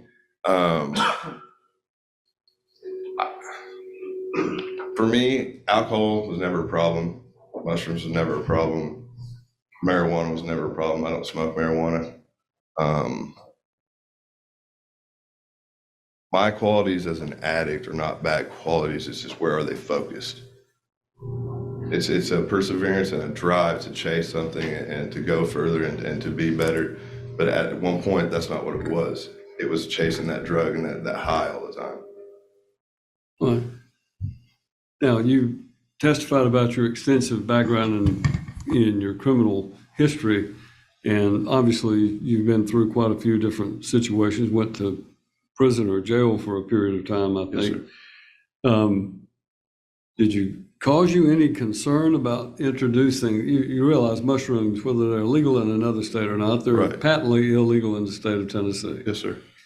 Did it cause you any concern or have any misgivings about introducing mushrooms into Miss Valdez or her home? I think the biggest concern is that I don't want to get anybody in legal trouble. that myself included or her. But know what I mean? you And possessing brought them. illegal substances into her home. Yes, sir. Yeah, that's my cause of concern. If I had any cause of concern about it, is that I was. All right, thank you. You may step down. Thank you. You may call your next witness. That's all I have for my motions, Your Honor. Vincent Valdez, Your Honor. Valdez, come around, please.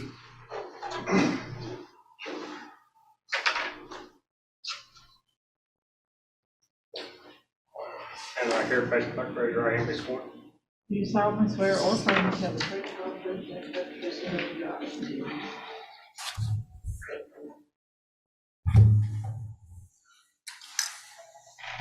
You are Vincent Valdez, correct? Yes. You're married to Mrs. Valdez over here, correct? Yes. How long have you been married? About 11 and a half years. It'll be 12 years in January. Did you want this divorce and the separation? No. Did you make that plain to her? Yes. How so? That's one of the reasons I think Leah left that week. It's just because every day I was trying to talk to her, and me and Leah's history is very religious. We met at Bible college. She was in the mission field, beginning of our relationship. I played for a worship leader. We were both in ministry at different times. I say that to say, after I found out about the affair, I asked her if she would be willing to give Jesus a chance in our marriage, because I know that God can heal marriages. And she said no. And I did numerous things that week to try to get her to see that it's best for our family to stay together, because Leah was a good mother. She is right when she says that she was a good mother, but her actions lately have been manic and completely upside down. Like, I don't even recognize the person that I see. So you're testifying you feel like there's some sort of transformation with her right now? Yes. I mean, it's whether it's mental, spiritual, or everything. I mean, like, you can ask employees, people who know her, who have distanced themselves from her. The way she talks. Leah, I think I can count on one hand how many times Leah cussed our entire marriage. And the person I see now is a completely different person. That's why I'm concerned about my children. That's why I'm concerned about them being there. How old are you? I am 34. How old is she? 35. What's your current address? 1004 Sycamore Ridge East. I'm sorry, go ahead. Burns, Tennessee, 37029. And how long have you lived there?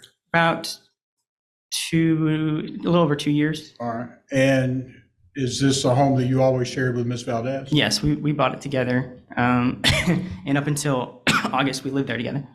Okay. And how many children do you have? We have 3. And what are their ages? River is 8, Noble is 6, and Sage is 2. Okay. Are they able to get on the internet? Do you know, the 8-year-old? They can get on the internet. We don't really allow that.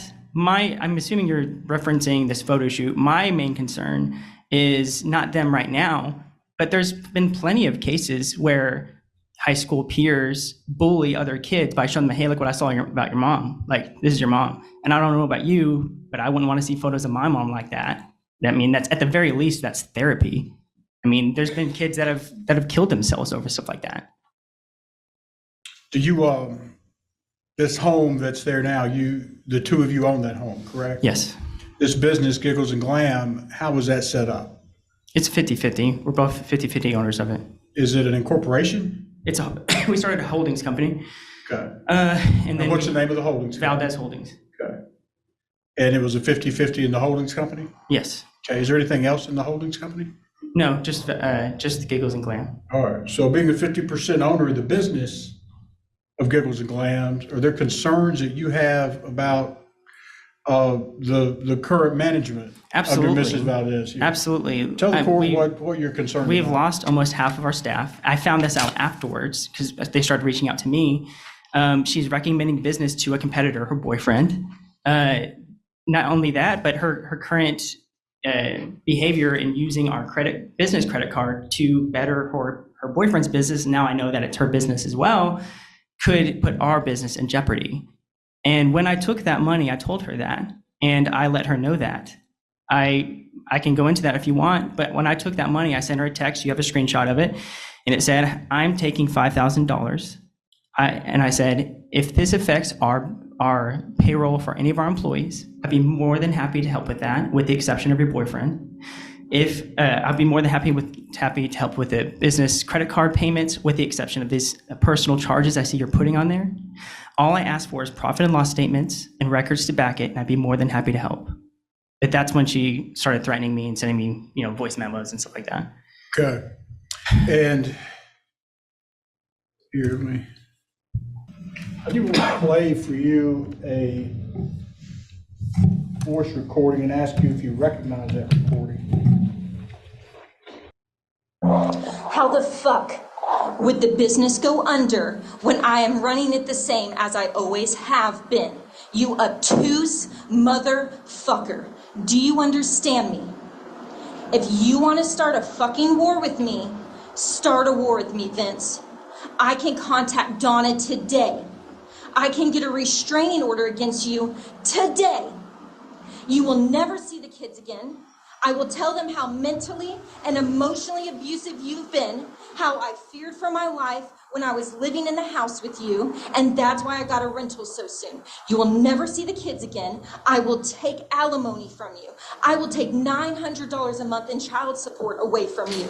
I will also take your retirement account in order to support myself. So if you want to run this shit, run it. If you want to start a war, start it. Because I swear to fucking God, Vince, I have been very patient with you. I have been very kind with you. But if you are going to leverage the business that I fucking built and that I know how to run, and you know two shits about running it, do it, Vince. I'm giving you an hour to redeposit that money. And if you do not fucking redeposit that money, I'm calling into the cops. I'm putting a restraining order on you, and I'm calling Donna and telling her to redraft the MDA where I get 100% custody of the kids. And I swear to you, Vince, if there is a restraining order on file against you where I have felt unsafe for my life and threatened by you, which I do, you will never see the fucking kids again. You can move to Texas all you want at that point, because you will never get them again.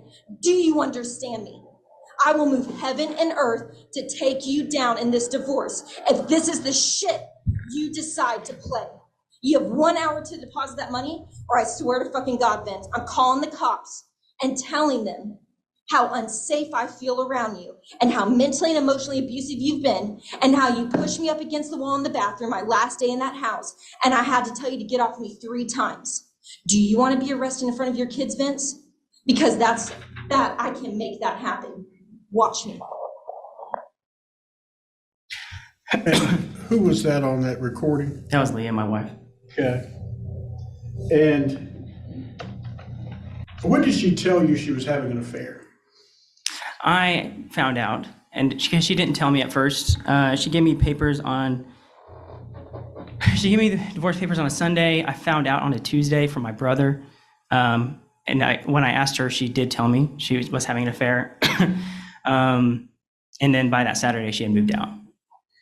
She's saying you gave her like an hour to get out and all that kind of stuff. Can you explain to the court your side of that story? Yeah, our account of that is a lot different than the week I got back. Well, let's just say my best friend from Bible school had just taken his life. So I went down to Dallas for the funeral for that. The week I got back, I noticed that Leah was kind of cold to me, and we were getting into, small tiffs, but she wasn't talking to me. That Friday, she had told me she wasn't in love with me anymore. And I was completely blindsided. Leah's always had a very high, strong value for marriage and family. And I also didn't know she was having an affair, but I said, well, I was like, well, I want to fight for our marriage. We have a lot to fight for. Do you want to fight for our marriage? And she said, I don't know. At the time, I had a lot of trust in my mother-in-law. So I said, I think it's best then for you to go to your mom's house until you figure out if you want to fight for our marriage.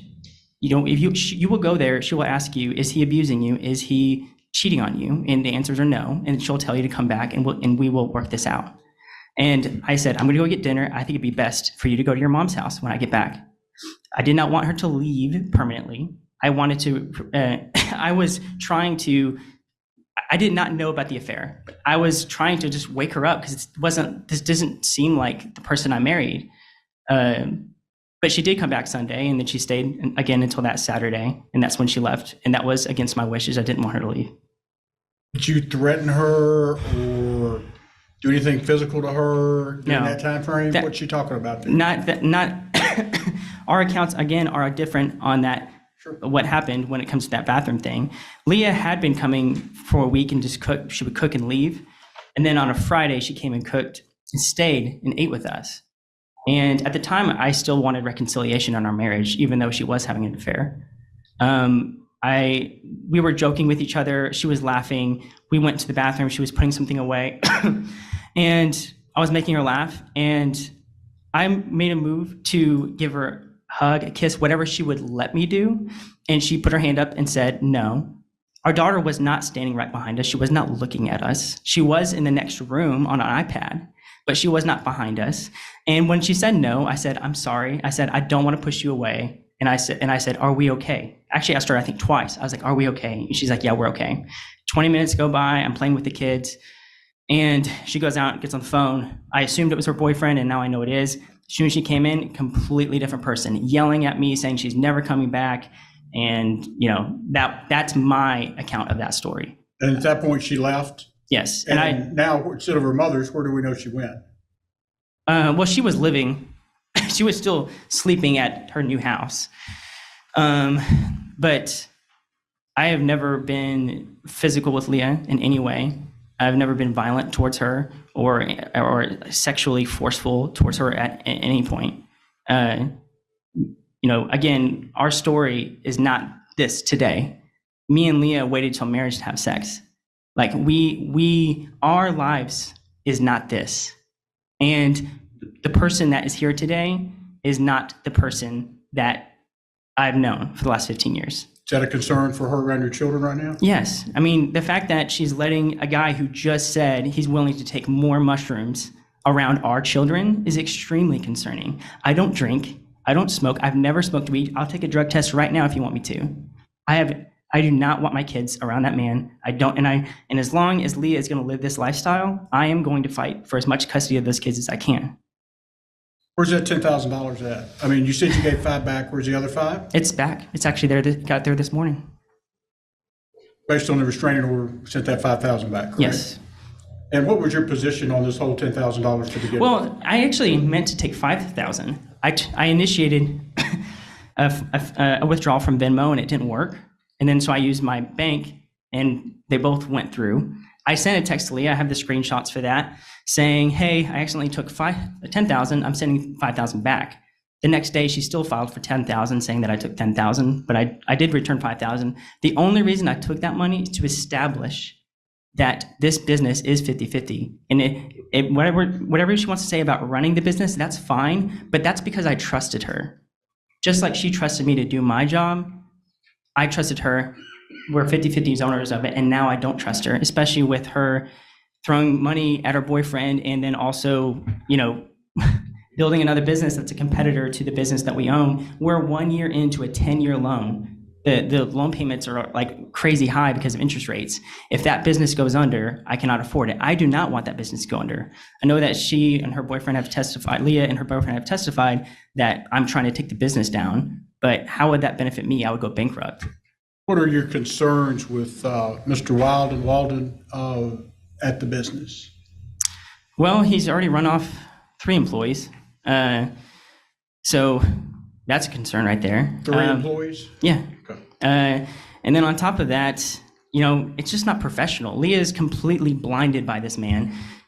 We do have a status quo at the salon that the girls have to keep up with a certain type of appearance. We are talking about a little kid salon where they do princess makeovers and they do birthday parties in the back and stuff like that. The reason I didn't come around the business that much is because I'm not the face of little kid salon. Especially this man that she's with comes in with Crocs, a tank top that you can see his nipples through, and a vape machine. I don't think that's good for business, especially at a kid's salon. Leah is completely blinded by this man. He's completely taken advantage of her. Are you asking the court to reconsider, these business funds? She's getting $5,000 a day and have it under some sort of security for you? Well, right now, Leah has closed down, or she's moved all of our business funds to accounts with just her name on it, which I haven't even approached because the kids have been my number one priority. But legally, she can't keep me from the profits of our business. We're both 50-50 owners of it. But right now, I just have kind of let it slide. But to answer your question, I guess, sorry, what are you asking? Well, my question is, are you concerned about her new lifestyle and her management with this business? Yeah, absolutely. And how so? Well, she's careless.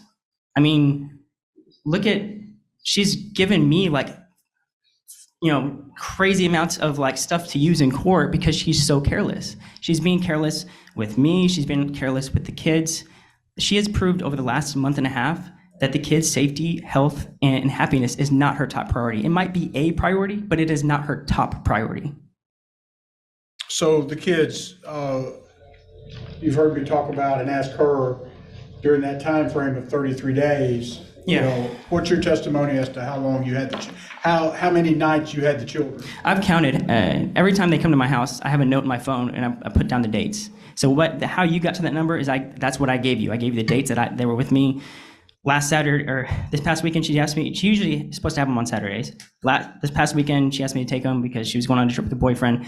The Saturday before that, she asked me to take them. She's also asked me to take them this coming up Saturday as well. And she asked me to take them tomorrow, which is supposed to be her day, because she was going on some kind of trip, but I guess that got canceled. Every time she asks me, I always say yes, because I don't want them over there. And I have never asked her to take our kids, when I'm supposed to be having them.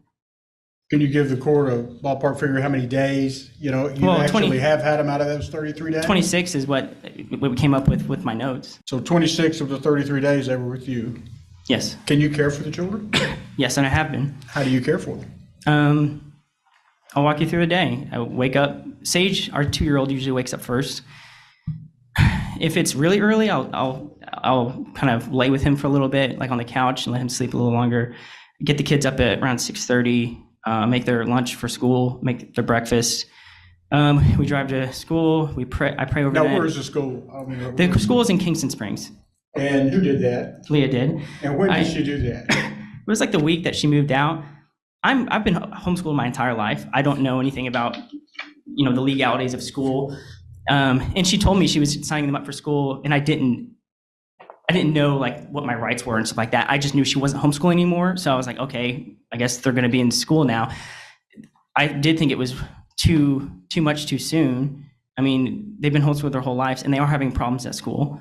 And I can get into that, but I drive them to school, usually pray on the way to school, I drop them off. And then I have Sage, our 2-year-old, during the day. He's 2, so it's just a lot of playing and changing diapers and throwing fits. And you're capable of handling all that? Yeah. And when we first got married, I was actually stay-at-home dad with our oldest, because Leah was like the career person. So I'm one of 5 kids. I was homeschooled, and my younger siblings are quite younger than me, so I've been around kids a lot. But obviously, I don't wish to be a single dad, but I do think right now it's the best thing for our children. That doorbell video, she testified about some things that maybe you were saying or whatnot. Can you tell the court about your side of that story? Yeah, Leah said that I think the way she said it is I just went in there and just said what I wanted to say. That's not true. We sat down before we talked to the kids. I talked to 2 different counselors. How do you talk to kids about divorce?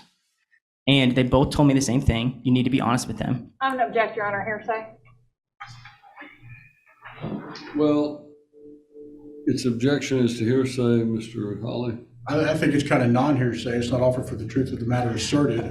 This stuff is showing what he's done. I don't believe it is being offered to prove the truth of the matter. It's more showing why he took certain action or why he takes certain attitudes. Overruled. The counselors told me to be honest with the kids, to say it in a way that they would understand it, to say, Mommy and Daddy are having issues. When mommies and daddies have issues, we have to take turns with kids, because kids understand taking turns. And me and Mommy both love you. We're going to be okay as a family. But right now, this is what we have to do. And I ran it by Leah before we did it, because she wanted to lie to them and not tell them the truth. And I said, this is what the counselors say. And she agreed to it. And then when we did do it, our oldest did have a huge episode. He went up to his stairs, locked himself in his room, and said, "I don't want this." And he told me, "Daddy, I'd rather be homeless than our family be torn apart." And then you saw him crying in the driveway. But I did not do anything that was, just off the top of my head. I told Leah before we had that conversation, that was one of the last times I said, "Leah, is there any pathway towards reconciliation? Because I would rather cut my foot off right now than have this conversation with our kids." I was not trying to hurt them. This entire time, I've been trying to protect our children from the trauma that is inevitable. Where do you work? I work for a running shoe company called Ultra. It's owned by VF, Vanity Fair. They own like the North Face, Smartwool, JanSport. What's your job title? I'm a sales rep. I'm in charge of Tennessee, Kentucky, and like half of Mississippi. What would you say your monthly income is? On the calculations we did, the form that you made me fill out, I think the gross was like $7,500 a month, but net was like $5,500 a month. After all expenses and all the medical expenses and all the deductions, I like my take home at the end of the month is like $300 something, like that actually is not accounted for. That's including the mortgage that I've been paying by myself now. Are you capable of caring for the children if the judge allows you to be the primary parent? You're asking for that. Are you capable of caring for the children under your schedule? Yes. I do want to make one point as well, going back from earlier. I have not, besides that money I took out a few weeks ago, that was targeted. It wasn't just me doing something out of nowhere. I have not seen profits from our business that Leah is living off of since June profits. So July, August, and then now Leah has seen 100% of those profits of the business that we both own. You feel like that's going to pay for motorcycles? Well, it's definitely not hurting. I mean, she seems to be taking out a lot of debt, which again proves carelessness. I think she just thinks that we're going to get divorced in 30 days and she's going to get a bunch of money so she can pay all this stuff off. But, I think giving almost $4,000 to a man and also planning your whole life around a man you've known for 2 months with the history that he has is very careless. Have you learned now that when your kids are there, he's spending the night? Did you know that? No, well, I figured because he posts photos of her house and it's at night and it's when the kids are there. So I guess, the answer is yes, I knew. Wasn't happy about it. What concerns does that cause you? Well, if it tells you anything, me and Leah, up until, I'm still this way, but we have not been sleepover parents. We don't let our kids go to other kids' house. We are very, very, very protective of our children. Earlier, even this year, we as you do when you're talking to your spouse, Leah would say things like, if something ever happened to you, I don't think I would get remarried while the kids are in the house because I wouldn't trust any other man around our kids. And now she's choosing this man to potentially trust around our kids. And again, that just, to me, it shows a complete change in, moral character. The only things I know about him is what I've learned today. He has a history of, not a great history. He is okay with smoking in the car that my kids drive in, and his moral compass is broken because he's knowingly sleeping with a married woman. And to me, as a father, that's enough for me to say, I don't want my kids around you.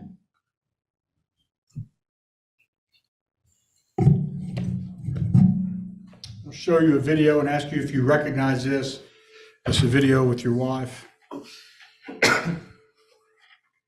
Wasting all your I love that. I know. So much. You got Oh my gosh. Wow, good Lord, Courtney. Wow, my God. I know. That's amazing. Wow, that's beautiful. Wow, oh my God. Oh my goodness. Wow.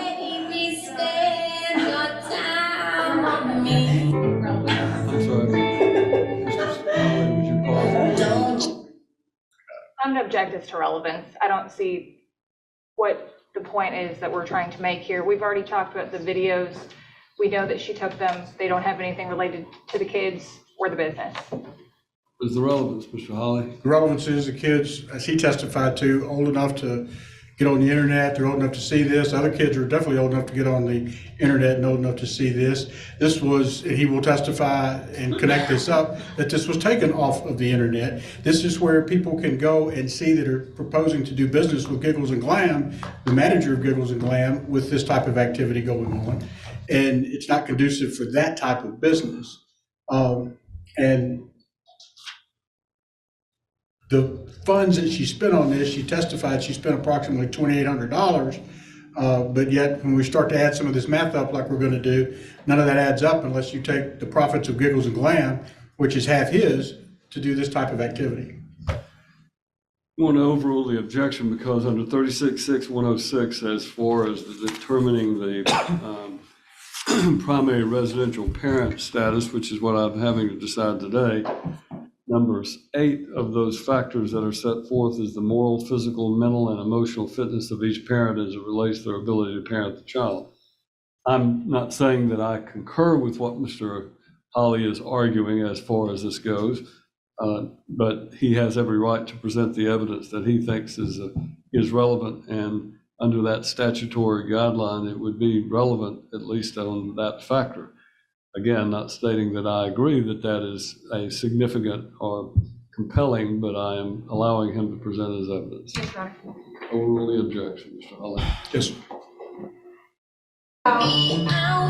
That is a wow.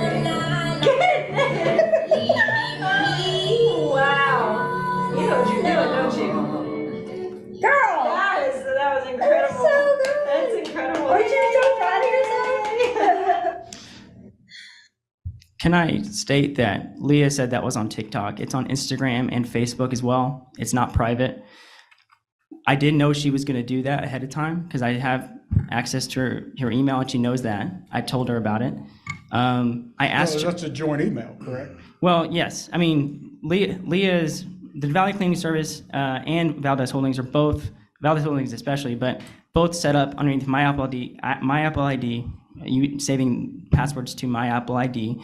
Also, my personal email is the backup for the Valley Cleaning Service. I only know that because when she changes her email, I can see it, and they ask me, is it okay that this email has been changed? So they are connected. But when this photo shoot happened, I asked her, could you please keep this private? I know you're going to do it, and I know you're probably going to hand it to your boyfriend, which I'm not happy about. But can you please keep this private for the safety of our children? Don't let the studio post those publicly, because I don't want our kids seeing this in the future. And obviously she did not listen to me. You saw that post that I introduced earlier where Mr. Wilden had said, get the knives out, time for war. Yeah. Yeah. How did you take that as a threat? Well, definitely didn't make me feel good, but yeah, I don't know him. And what I do know of him, obviously, when something like that is posted, it doesn't usually make you feel good, especially with Leah's erratic behavior lately. When she came to the house with the cops, she told me she was coming to the house, and I asked her, would you please come tomorrow morning because our kids are here, and I don't want them to experience this. And she didn't listen to me, which to me, again, proves that health, safety, and happiness of our children is not her top priority.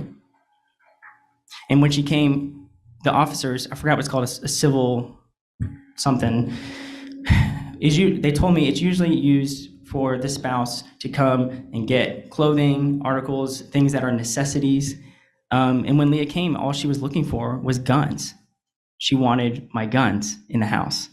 And she left empty-handed. But because when she tried to pick them up, the officers were like, no. So she didn't, what did she ask for specifically when she was in the house? She came in the house. First thing she went for is, I have a vault next to my bed with a little key, little number thing so the kids can't get into it.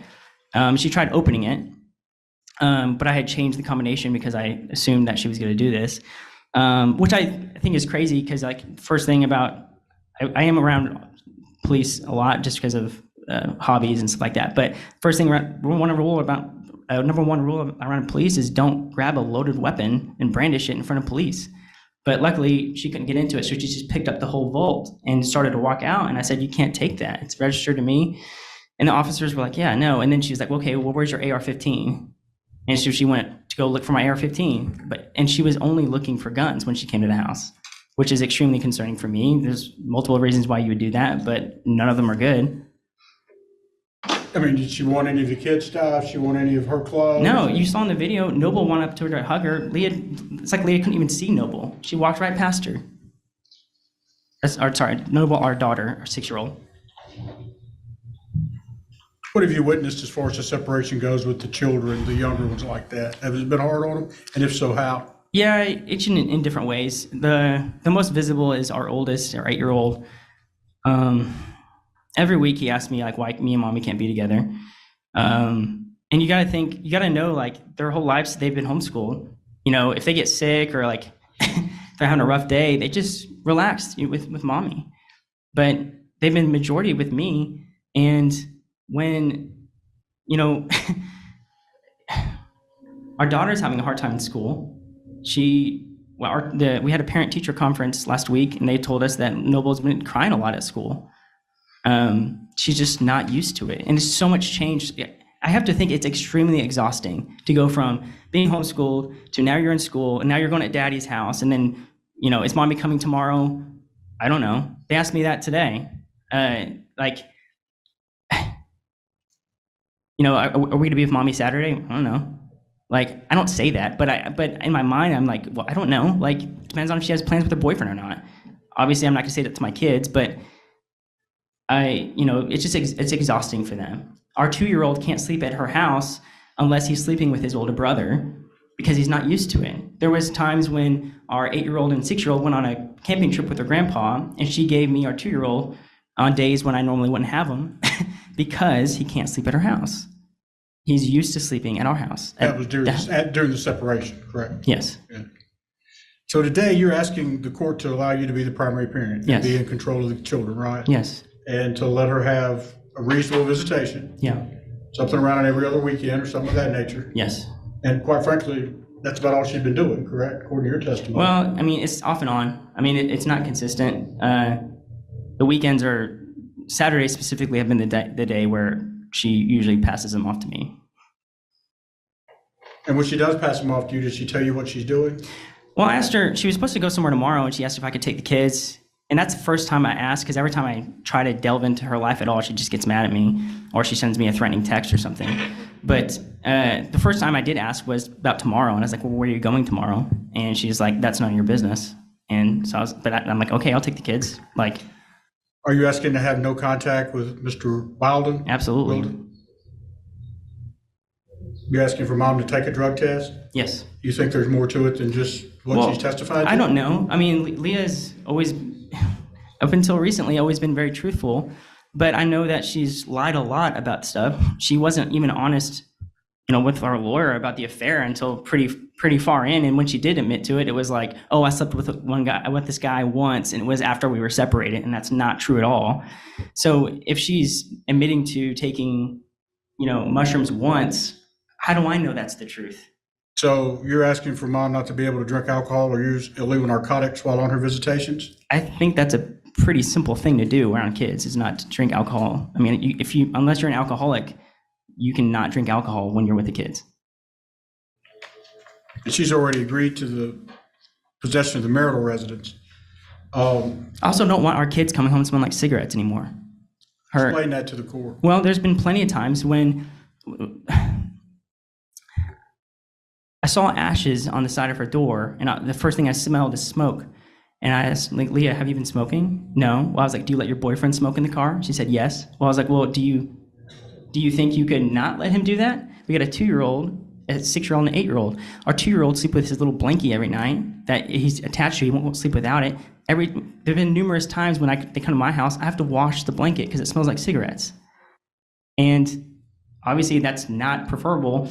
The Leah that I knew, if we let our kids go somewhere like with her dad or something like that, her dad doesn't smoke, but if they came home smelling like cigarettes, that would have been it. No more time with grandpa. But her boyfriend takes priority over even them.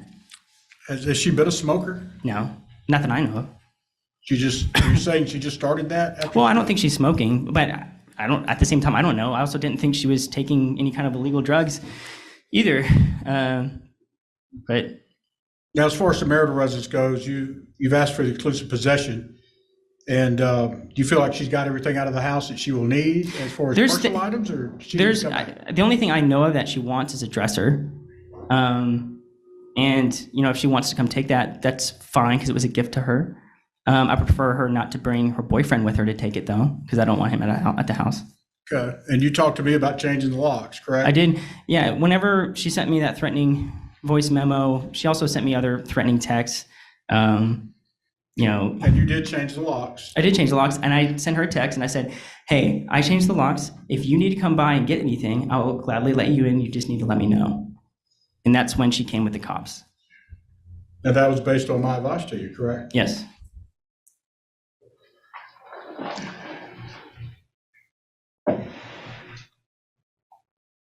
Are you asking that Mr. Wilden not have any contact with the business as well? Yeah, absolutely. I don't think that should be as big of a sacrifice as what Lee is making it out to be if he's only working there one day a week. Are you concerned about them trying to do away with this business and start his business? Absolutely, especially if he has a competing business not far away. She's posting on Facebook recommending his business on Moms of Hendersonville. Our business is located in Hendersonville, and she's recommending Kids Cuts for him. How does that help our business?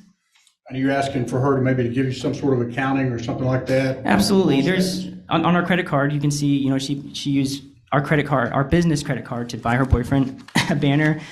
There's a bunch of other purchases on there that may or may not be legitimate, but I don't know. There's a lot of Amazon purchases on there. I don't have access. Is there actually a pleading that's on the docket for today about these issues that you're now talking about? There is. I had filed also a motion to reconsider the restraining order.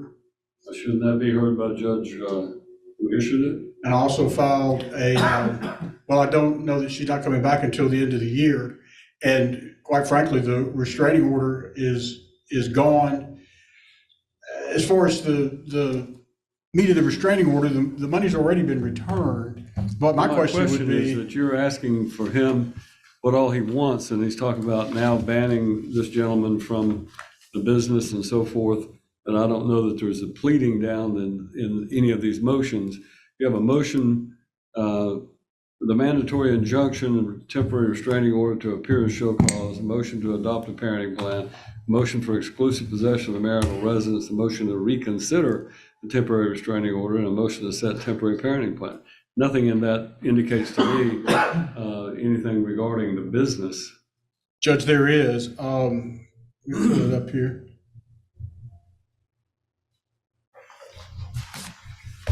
I had filed a motion, it's entitled Motion for Ex Parte Restraining Order. The meat of the motion talks about a restraining order and then asks for it to be signed on an ex parte basis. And Judge Lockhart-Mash declined to issue that restraining order. On an ex parte basis, but the motion for the restraining order is still there. And I asked for it to be heard, with immediate consideration. But my understanding from these, the way they're done, the ex parte part, she declined to sign it. I wasn't given notice of the filing of the restraining order by Mrs. Valdez. What I got in, and we had talked on the phone, Ms. Tees and I had talked on the phone. She knew well that I represented her, and I didn't get a notice of that as it went into the court. I got a notice of it as it came out signed. And then I filed these things. I questioned if, Judge Lockhart-Mash didn't get the other side of the story, if she would have looked at my pleadings, if she would have even signed this restraining order. I'm simply trying to identify what we're hearing today. And if you're saying that your motion for ex parte restraining order is set for today, I don't have it on the docket, but it is a part of the file. I just didn't see a notice of hearing on it. Well, if you look at the notice of hearing, what I did say was, is expected to be introduced and filed with the court clerk for immediate consideration, this motion. And, the motion calls for a restraining order, and then it also asks for this to be heard on an ex parte level and to sign something, which got denied. But there's also the motion and the body talks about, the father, through his counsel, requests a restraining order prohibiting the removal of the parties' minor children, namely the 3 children, by the petitioner. It talks about a restraining order. And that's what I'm asking for, and I think that's appropriate. And it also talks about the business and the things of that nature. But that's what I'm asking for, not to travel under today, as far as him not having any access to the business. Steve, you've been standing. What do you have to say? Yes, Judge. This motion was specifically for an ex parte restraining order, and it was denied. So I don't believe Mr. Hawley can go forward on a motion that has already been denied. Well, like I said, it's an ex parte, and then there's also the motion for the restraining order. It's all in one. My understanding was that if it got denied as ex parte, we could still argue that. Well, your motion for ex parte restraining order was denied. Then if there is something in the body of it, then that requests some sort of a hearing on a restraining order, then you would be required to give notice. So I'm simply saying that I'm not going to address the issue of restraining other people from being involved in the business because there was not a proper notice to Ms. Tees on that particular issue. But all of the motions that are properly noticed will have the hearing on that. May I address the court? Well, I don't know if you looked at I would just say the last part of that motion. The husband has requested that a restraining order be issued. This is the prayer section.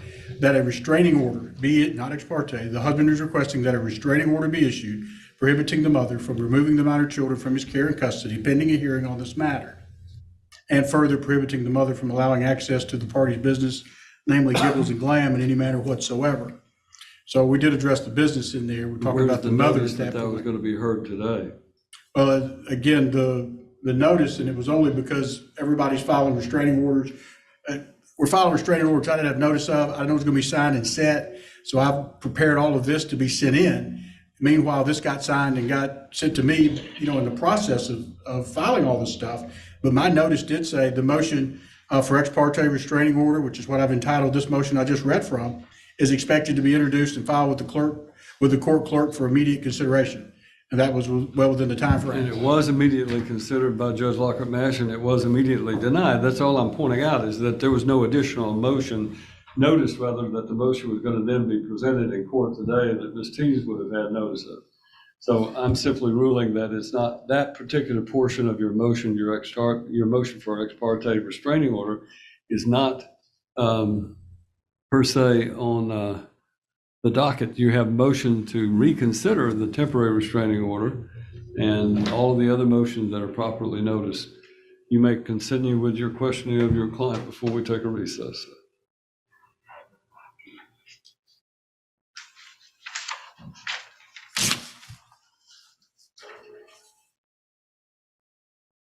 That's all I have, Judge.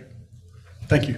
All right, well, this will be an appropriate time for cross-examination for us to take her after the recess. So we'll stand at recess for 15 minutes. All rise. Court's now in recess for 15 minutes.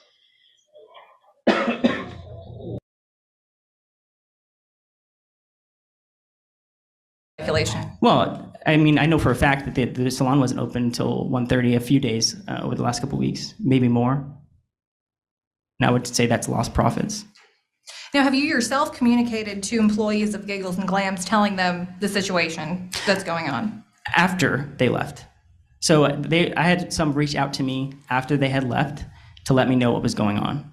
But I had no communication as far as enticing or trying to tell anyone what was going on before they left. You also stated earlier that, you felt threatened by the post made by Christopher Draper that you saw on the screen over there. Isn't it true that your name was not mentioned anywhere in that post? Yeah, it's true that my name's not mentioned on the post. Okay. And isn't it true that the reason your wife came to collect the guns from your house was to recoup on the money that you took out of the account so she could pay her employees? I have no idea. She could have came there to disarm me. She could have came there to give the guns to her boyfriend. But didn't she call you beforehand and tell you that she was coming to get them? She was coming to get the guns, but I don't know what she's taking them for. She didn't tell you the reason? Taking guns. That's all she said.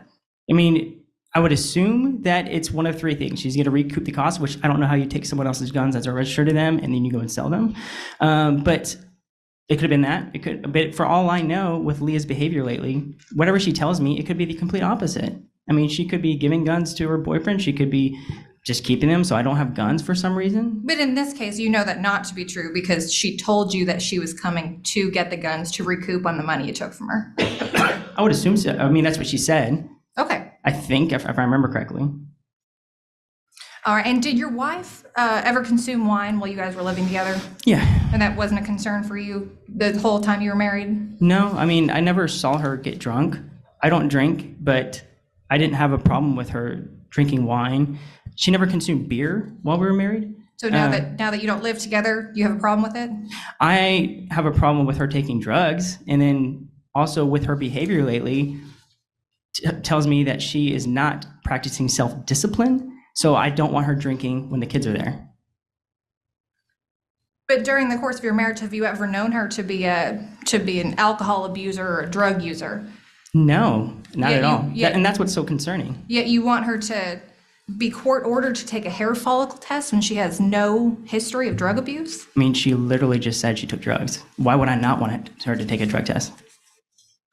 And that's the one that she admitted to anyway. I don't know if there's others. Do you think a one-time incident and drug abuse are the same thing, sir? Yeah, I do. Okay.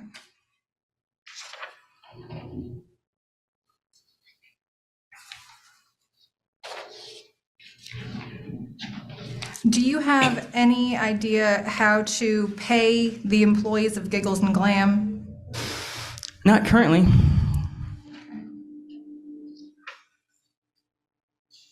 And so is it normal for you to make such a large withdrawal from the business account? We don't think we've ever taken 10,000. Again, the goal was to take 5,000. We've definitely taken 5,000 from the business. We've taken up to, I think, 7,000 or 8,000 a month from the business. Like I said, it's not normal for me not to take money from the business for months at a time. Every month, I withdrew money from our business. And like Leah said, she would let me know the profits. I withdrew the money, and we shared all of our bank accounts, so we would put them in bank accounts. But from June profits until now, I hadn't taken anything. Okay, and so what did you do with the 10,000? You just were leaving in your 5,000, account? I put it back immediately, and 5,000 I was holding. And did your wife voice to you that she wouldn't be able to pay both of your employees if you don't put it back? Yeah, and I actually voiced to her, let me know, give me something besides these credit card statements that I see of you just using, our business as your personal piggy bank. Give me something so that way I can help you. Because this is a 50-50 business. Even if she has been operating it, it's still a 50-50 business. Didn't she in fact tell you that she'd be happy to provide you with an accounting? And she never did. She just filed.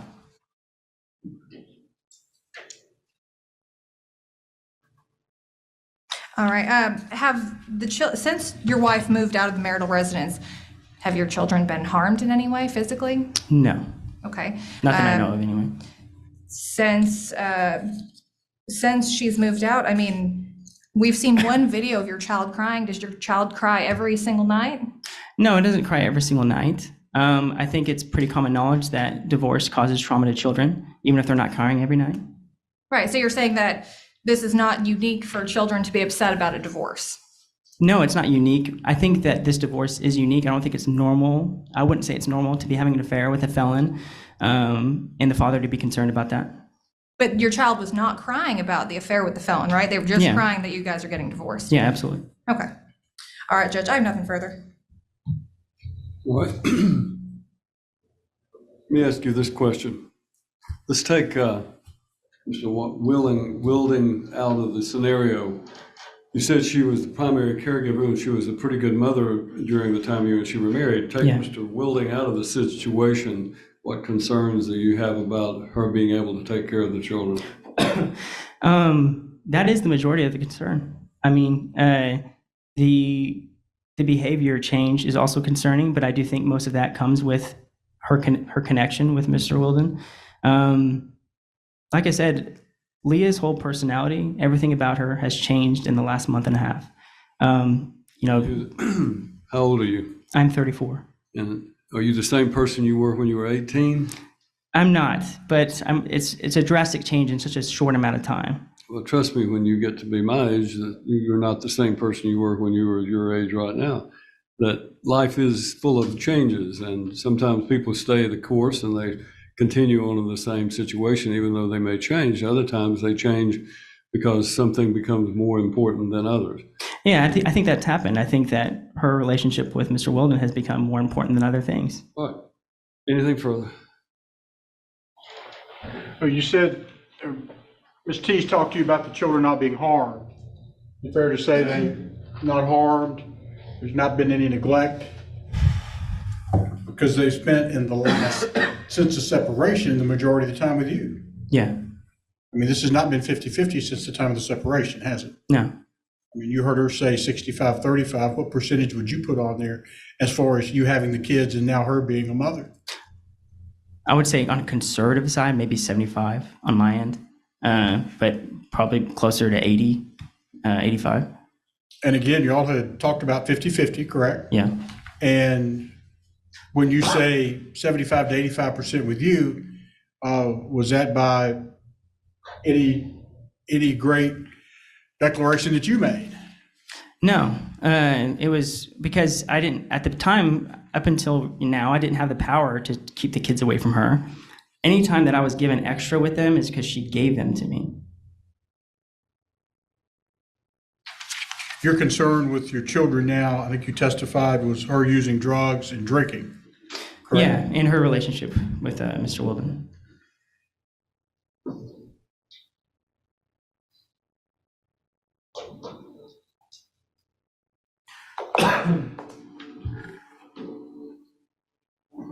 And I think you testified your youngest or your middle child can't sleep. Which child couldn't sleep? Our 2-year-old can't sleep at her house by himself anyway. He can sleep with his older brother, which he doesn't do.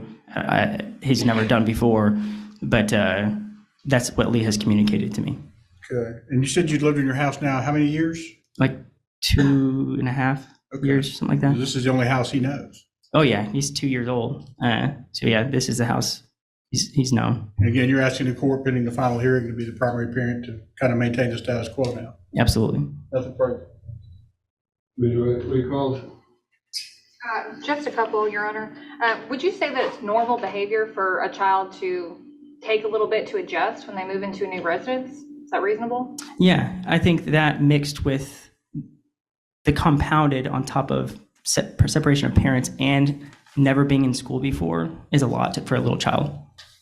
And would you say that it's understandable that the kids might have spent more time with you in the last couple weeks because my client was moving into a new residence and working? Yeah, but that's not the reason why she did it. She did it because she's going on trips or she had to work or... But you don't actually know that. That's just what you're speculating. Well, she did. I know for a fact on one Saturday, she went on an all-day trip with her boyfriend.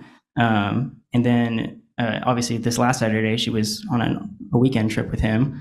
But... That accounts for very minimal days out of the last 33. Is that accurate? To my knowledge. I mean, most of the time she wouldn't tell me what she was doing. Nothing further. Thank you, sir. You may stand down. Ms. Holly, you may call your next witness. That's our proof, Judge. You have rebuttal proof to offer? No, Your Honor. I'll hear you in argument. Your Honor, this case is a case of... Come to the podium, please. It'll make it a little easier for me to hear you. This case is just a divorce case of bruised egos. It has nothing to do with my parent being a bad mother or a neglectful mother. In fact, she's raised these kids for 8 years, almost by herself.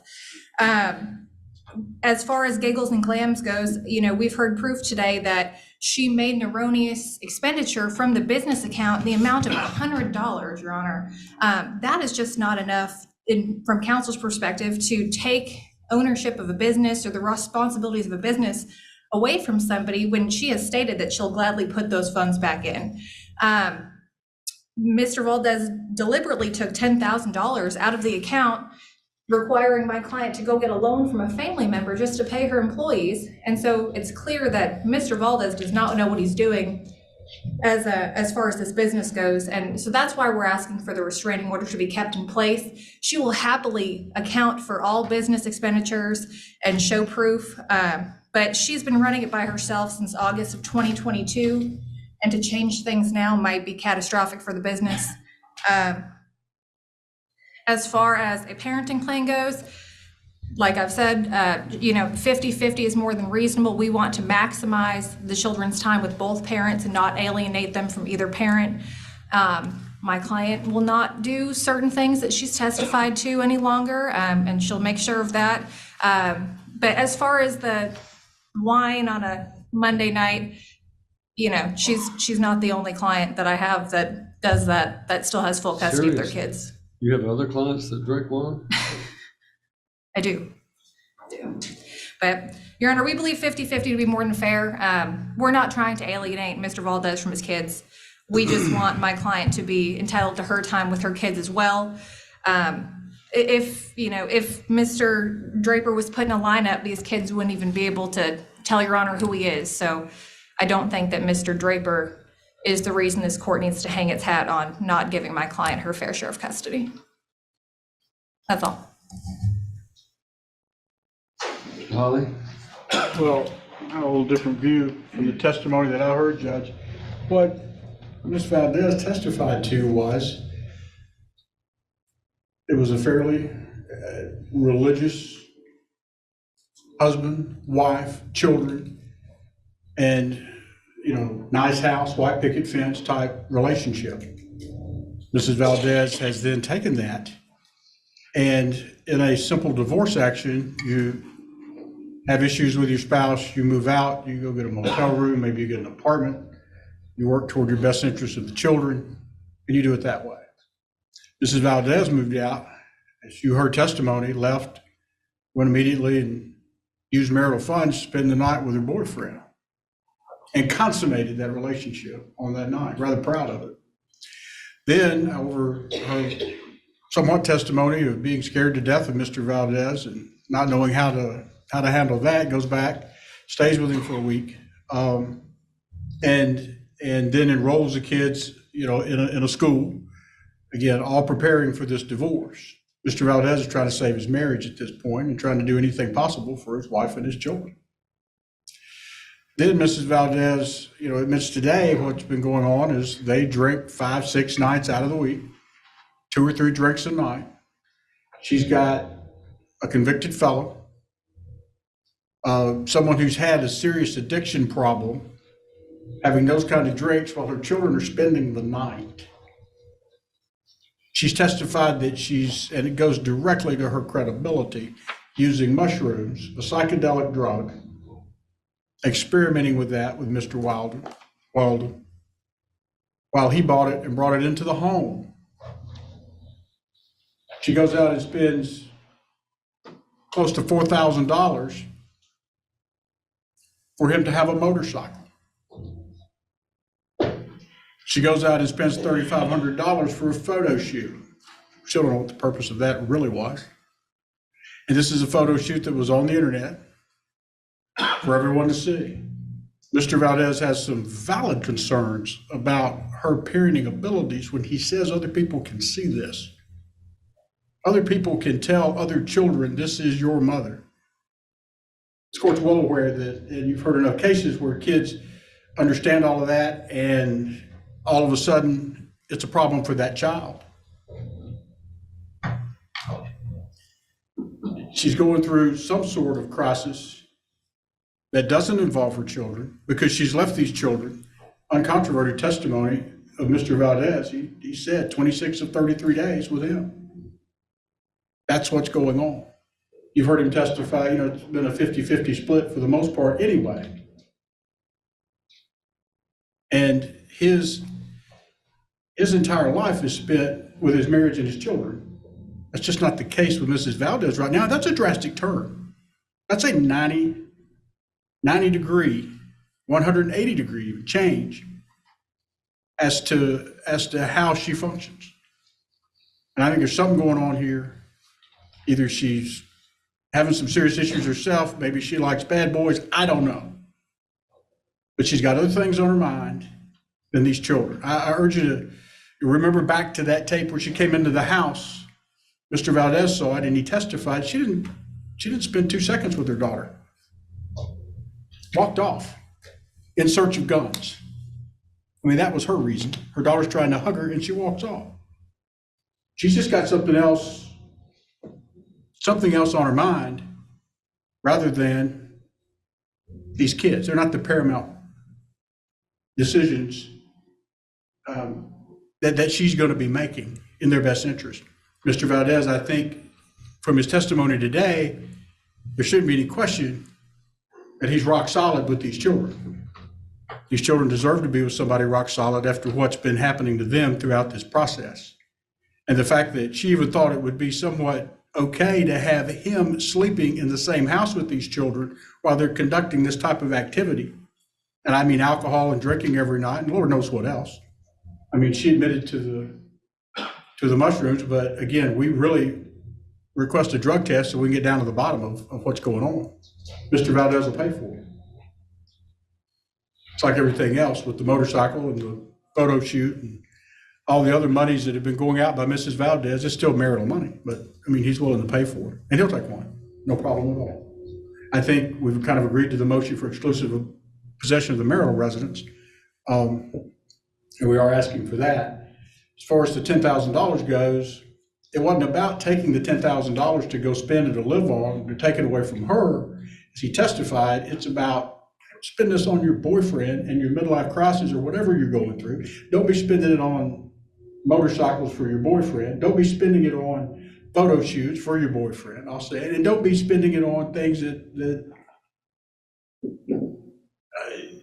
have absolutely no bearing on the children or anything else that you have been working for this entire time. Again, I think Mr. Valdez is a rock solid choice for these children. I think Your Honor has seen that today.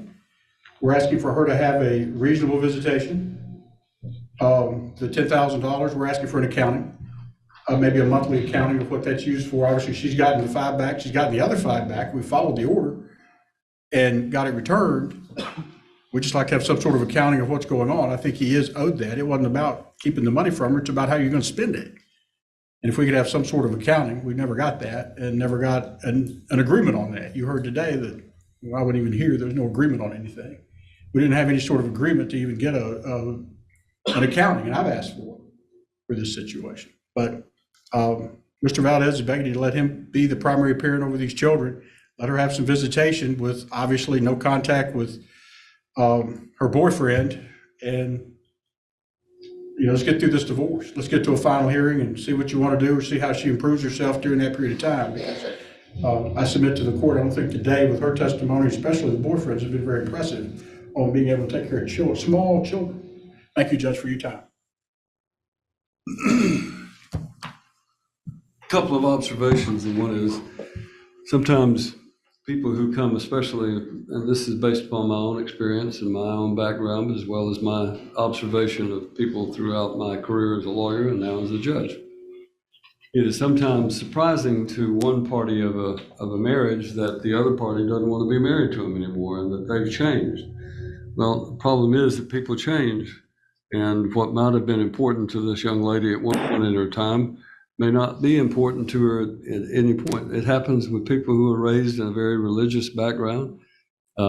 As the old country expression is that they sometimes want to kick the traces. That has to do with a mule pulling a plow. But in any event, sometimes people want to kick the traces and get out of the regimen of their life and go on with it.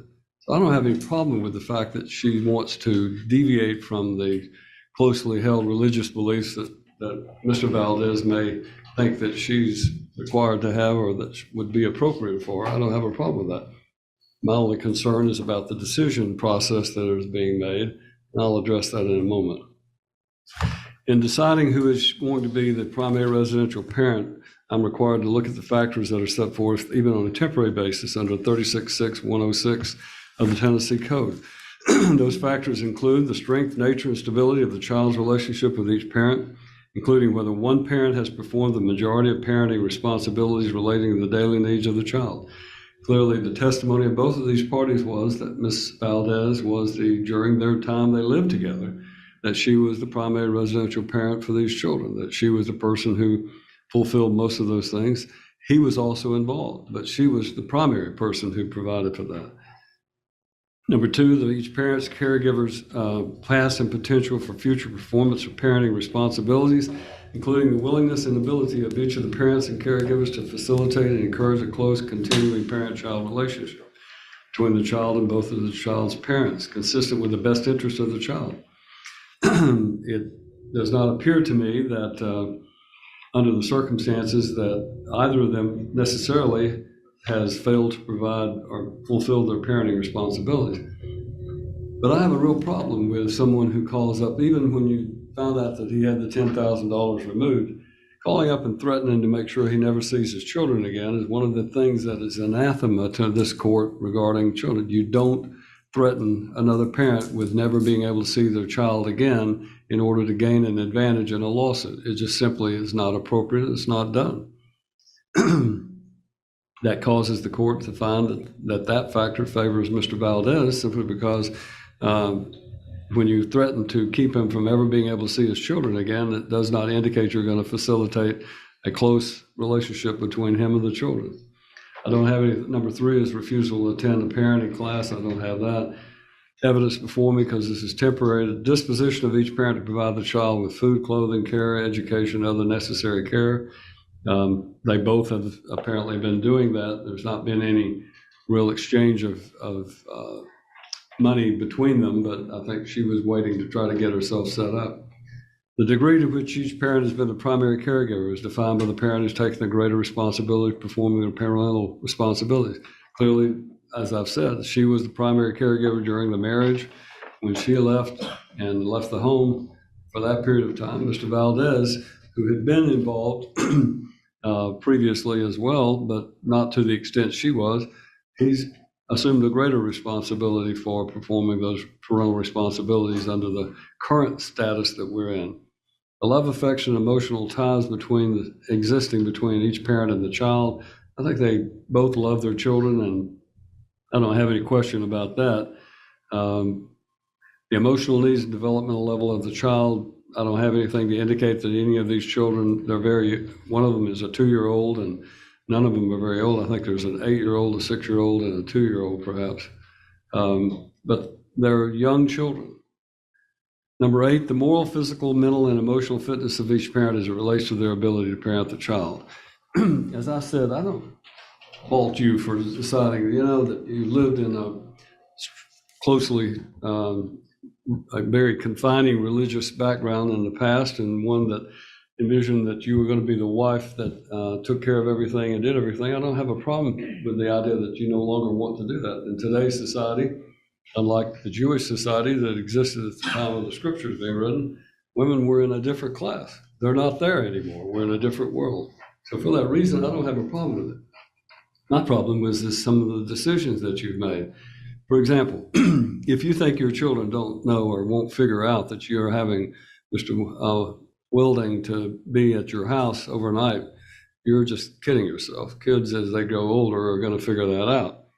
Second thing is that your decision to use mushrooms, shrooms, or whatever you want to call them, something that is patently illegal as an experimental situation, is a regrettable decision on your part. More importantly, it is a criminal act. And although certainly we're not going to refer this for criminal prosecution, there's no reason to do that.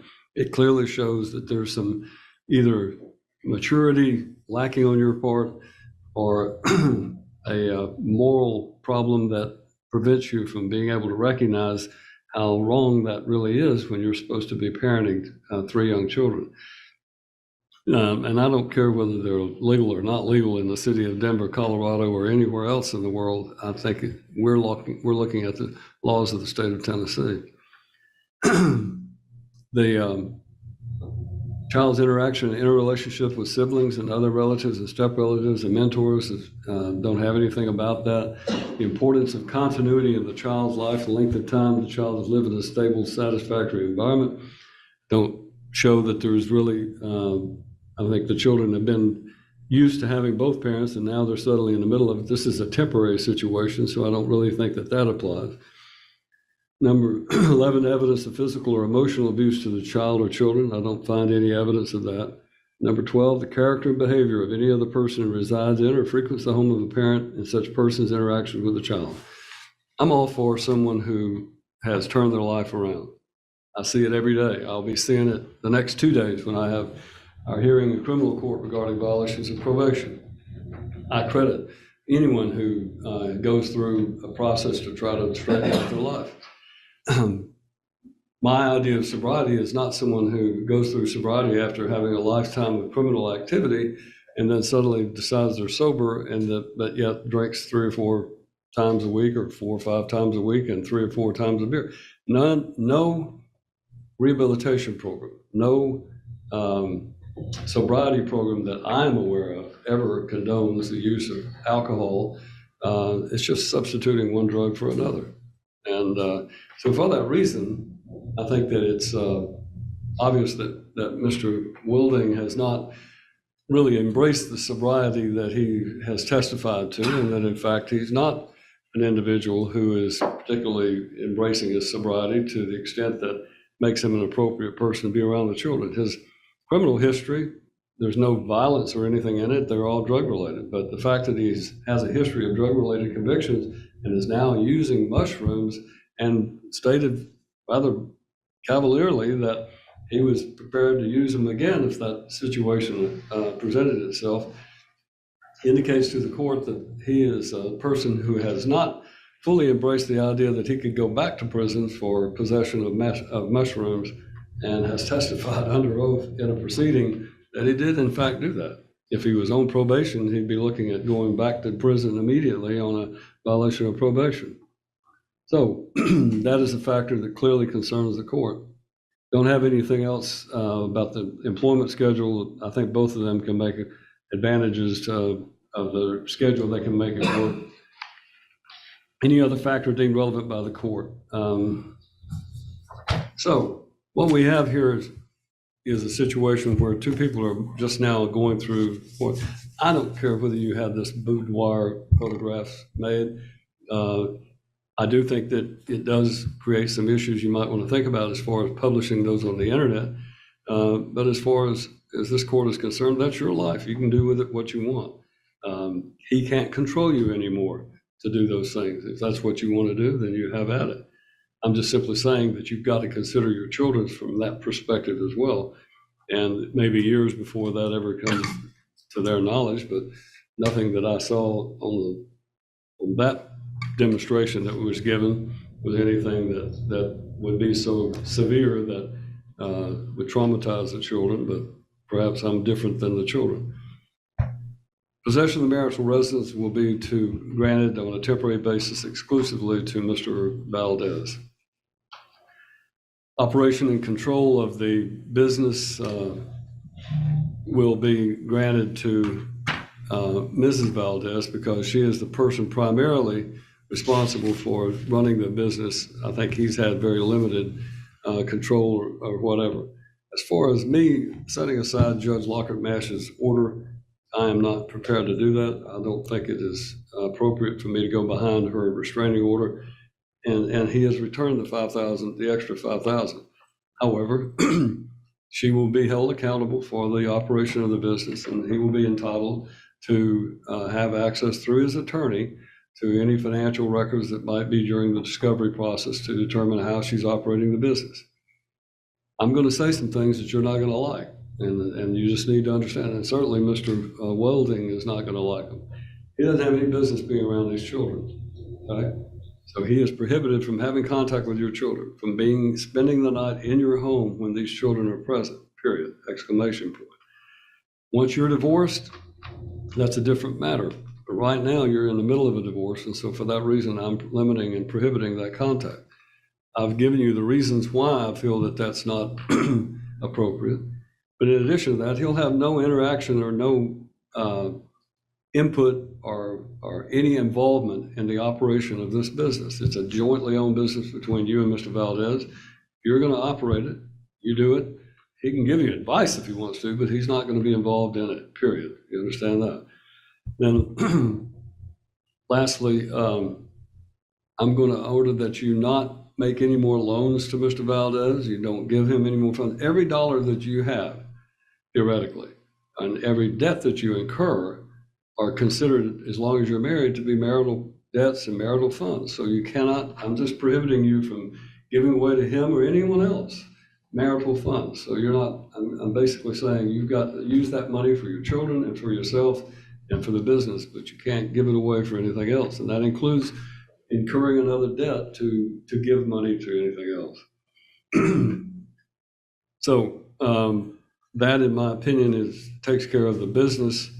So it really comes down to who's going to be the primary residential parent. Based upon this court's observation and determination, I find that Mr. Valdez should be the temporary primary residential parent. That is really just a jurisdictional designation. At this point, I'm going to set an equal residential schedule. I asked him the question about your parenting, about what what concerns he had about it. And Mr. Wilden is the only concern he had. Otherwise, he thought you were a good mother, the person you used to be. Well, we're going to establish a track record for you. You're going to have the children. We're going to just alternate weeks. Now, the two of you can agree on anything else, but you alternate weeks in between. You can exchange on Fridays, and if you all make up a different arrangement, so be it. But I intend for you to both have equal time. Why am I doing that? Because your children are my concern. They're missing their mother. They're with their father. You're going to each have an opportunity to establish a track record on how you deal with these children and how you deal with each other. Trust me when I tell you that if you come back in front of me and I hear another recording of you threatening him and cursing and so forth, you're likely to lose the equal residential schedule and go to something much more restrictive. I don't want to do that because your children want to be with you. But I'm giving you the opportunity to do that, giving you the opportunity. If you want to be with him, that's your choice, with Mr. Wilden, but you can do it when the children aren't present. And then I've given you the other restrictions. As far as when the children are with you, there will be no consumption of alcohol in your house, period. And it's not that I am opposed to it. I think the Bible is full of examples of alcohol being involved in it. That's my personal belief. May not square with everybody else's, but I believe there's no prohibition. What is prohibited are the extremes: gluttony, alcoholism, being given a strong drink. Those things are what the Bible says you shouldn't do. Not that I'm preaching, but since your background is such, I think that's what you need to think about. So I'm not restraining her from consuming alcohol. I'm just simply saying don't do it when the kids are around on a temporary basis. Once we get through this divorce, if you decide you want to do it, then you may have to do it with some restraint. But having every night of the week, 2 or 3 drinks is not a moderate consumption of alcohol. When you get to be my age, you look at these articles about how bad it is for you to have that frequently of an alcoholic drink, and it can carry a long-standing effect. I am not going to order a drug test at this point because she has admitted from the stand that she has used the mushrooms. That was a part of the basis that I gave for it, for my ruling. But obviously, it goes without saying you're prohibited from consuming any sort of illegal narcotics, drugs, herbs, or anything else that might be considered to be illegal. Child support will be calculated between the two of them. Parties will exchange the information regarding their respective incomes and calculate the days at 50-50 right now, and then go from that. Mr. Valdez, I question you about what you thought of her, because she's never going to be the woman that you thought you married anymore. She's no longer going to be that person. Doesn't make her a bad person. It just means she's going to be independent. She's not going to listen to you. But there will be no arguing, no fussing, no fighting between the two of you regarding these children or about these children. I don't want to see any emails that are hateful and full of anger. I want to see kindness between the two of you. Everybody understand that? All right. Is there anything I have not addressed? Judge? Yes. Well, as far as the parenting plan goes, am I right in suggesting my parenting plan needs to be amended for equal time and then it's adopted? Or, because we always get in the holidays. I just think we just need to, I don't care whose parenting plan is used, it doesn't matter. He's the primary residential parent on a temporary basis. There will be an equal residential schedule alternating weeks unless the parties otherwise agree. And they obviously have been agreeing to sometimes swapping out. Holidays will be alternated. We have the next holiday coming up is I'm told Halloween. My clerk says I'm not supposed to hold court on Halloween, but if they have Halloween, do it together. Goodness gracious, you've got kids that want to go trick-or-treating. Set aside your grievances and the two of you take them trick-or-treating together, or share the day. Half with you, half with her, whatever, I don't care. Thanksgiving will be the next one. We'll divide it. The children have been primarily with him. She'll have Thanksgiving Day and Friday, he'll have Saturday and Sunday. Christmas, it'll just be reversed. He'll have Christmas Eve and Christmas Day until 2 o'clock, and she'll have 2 o'clock Christmas Day until December the 26th at 6 p.m. I don't know how much simpler it can be than that. That's fine, Judge. Just always get those questions. And then decision-making authority. Decision-making will be, there'll be joint decision-making, but parties cannot agree, and I want to encouraging your discussion and your ability to communicate with each other. If you can't agree on a temporary basis, then the primary residential parent will have the final say in those 4 decisions. But he can't just make a unilateral decision regarding your children. He has to talk to you first. And if he does that, that violates this court's order, and that will be considered at the final hearing as well. Obviously, I want to see that both of you have time with your children and set a track record to see how well you two communicate. Anything else? And you put in there, this is all subject to change if they agree to it. Put in there, I think what you were saying is this parenting plan can be changed by agreement of the parties. Yeah, as long as the parties agree. And I'm going to, with the relationships the two of you have had in the past and with my experience, if you're going to make a change, I don't care how minor it is, do it in writing in the form of an email where you both agree, something so that there's a record showing that you agreed, because otherwise one of you will come into court saying you agreed, the other one says you didn't. All right, I have a raft of cases yet to get to, Mr. Hawley. Thank you, Judge. Thank you, Your Honor. You're welcome. Your Honor, Ms. Smith and I resolved